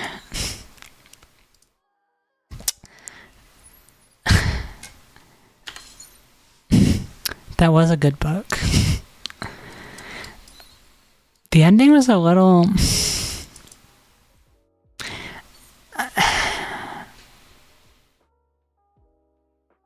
It's sweet, and I enjoy it, but I didn't expect the sudden wake up in the middle of, like, the argument. It was good, though. In case anybody wants it, that's what I was reading off of. It's the Gutenberg.org site. If you're in the US, it's for sure good to go. And they have a bunch of PDF, well, HTML copies and other copies of a bunch of classic books that are in public domain. It's what I used for this one. And it was a nice, easy thing to pull from and use. But yeah, that was a... My voice definitely got a workout reading for 2 hours and 45 minutes. But when I get the VOD up and everything after this, I'll probably upload it to YouTube when I'm back and like try to edit it together and remove like the random cut-ins. Or I might just upload it raw depending on what I remember when I get back from my con. But yeah, I'm really happy with how it turned out. Next time, depending, because I know I had one friend say that I was watching for a bit, like, they said it basically just felt like an ASMR stream, and they suggested potentially trying using that label instead, if we're just chatting. I could. I'm not really sure. I don't know what my next like a book will be. I'm gone this entire weekend. On some point in August, I have a collab brewing. When I come back, I know I want to eventually do like a Pokemon stream, I think. I have some cool stuff to like make it more interactive a little bit and work it on like a Nuzlocke with like displaying everything and making it easy to follow along. And I think it'd be fun just to like do something like that, and probably more Darkest Dungeon. Maybe Sunhaven the week I come back. It depends. That might be the week after. Sunhaven's definitely like the... I'm enjoying it, but like it's like my vibe game when I just need something to vibe out, so it might be a slow playthrough. But let me look. Oh, that's me. Oops. I don't want to hear myself. I'm gonna look to see if there's someone to raid I can think of. Bum, bum, bum. You know what? This person I'm following, they're playing Outlast Trials. And why not after a bunch of relaxing reading? Some horror for like a complete vibe change. I think that's fun. So let me... Exactly, you know, you go from like always relaxing and just like fully vibing out to someone probably screaming. I'm excited to play Resident Evil 6 with Lucky, but yeah, I didn't know about the dream ending. I didn't even think about the part of her sister. Yeah. Eventually I'd like to do some like Virginia Woolf because she's my favorite author. Or maybe even just reading some of the books I have if they're safe to. Just because I don't want to step on any toes. But I'm gonna prep the raid. Get ready. And just read them. I haven't gotten a chance to watch them yet. I at least follow them. I think they follow me. I know I follow them on Twitter, King Giratina. But yeah. I'm gonna send everyone. Yeah, thank you for hanging out to everybody. I had a lot of fun. I'm gonna head out though. And right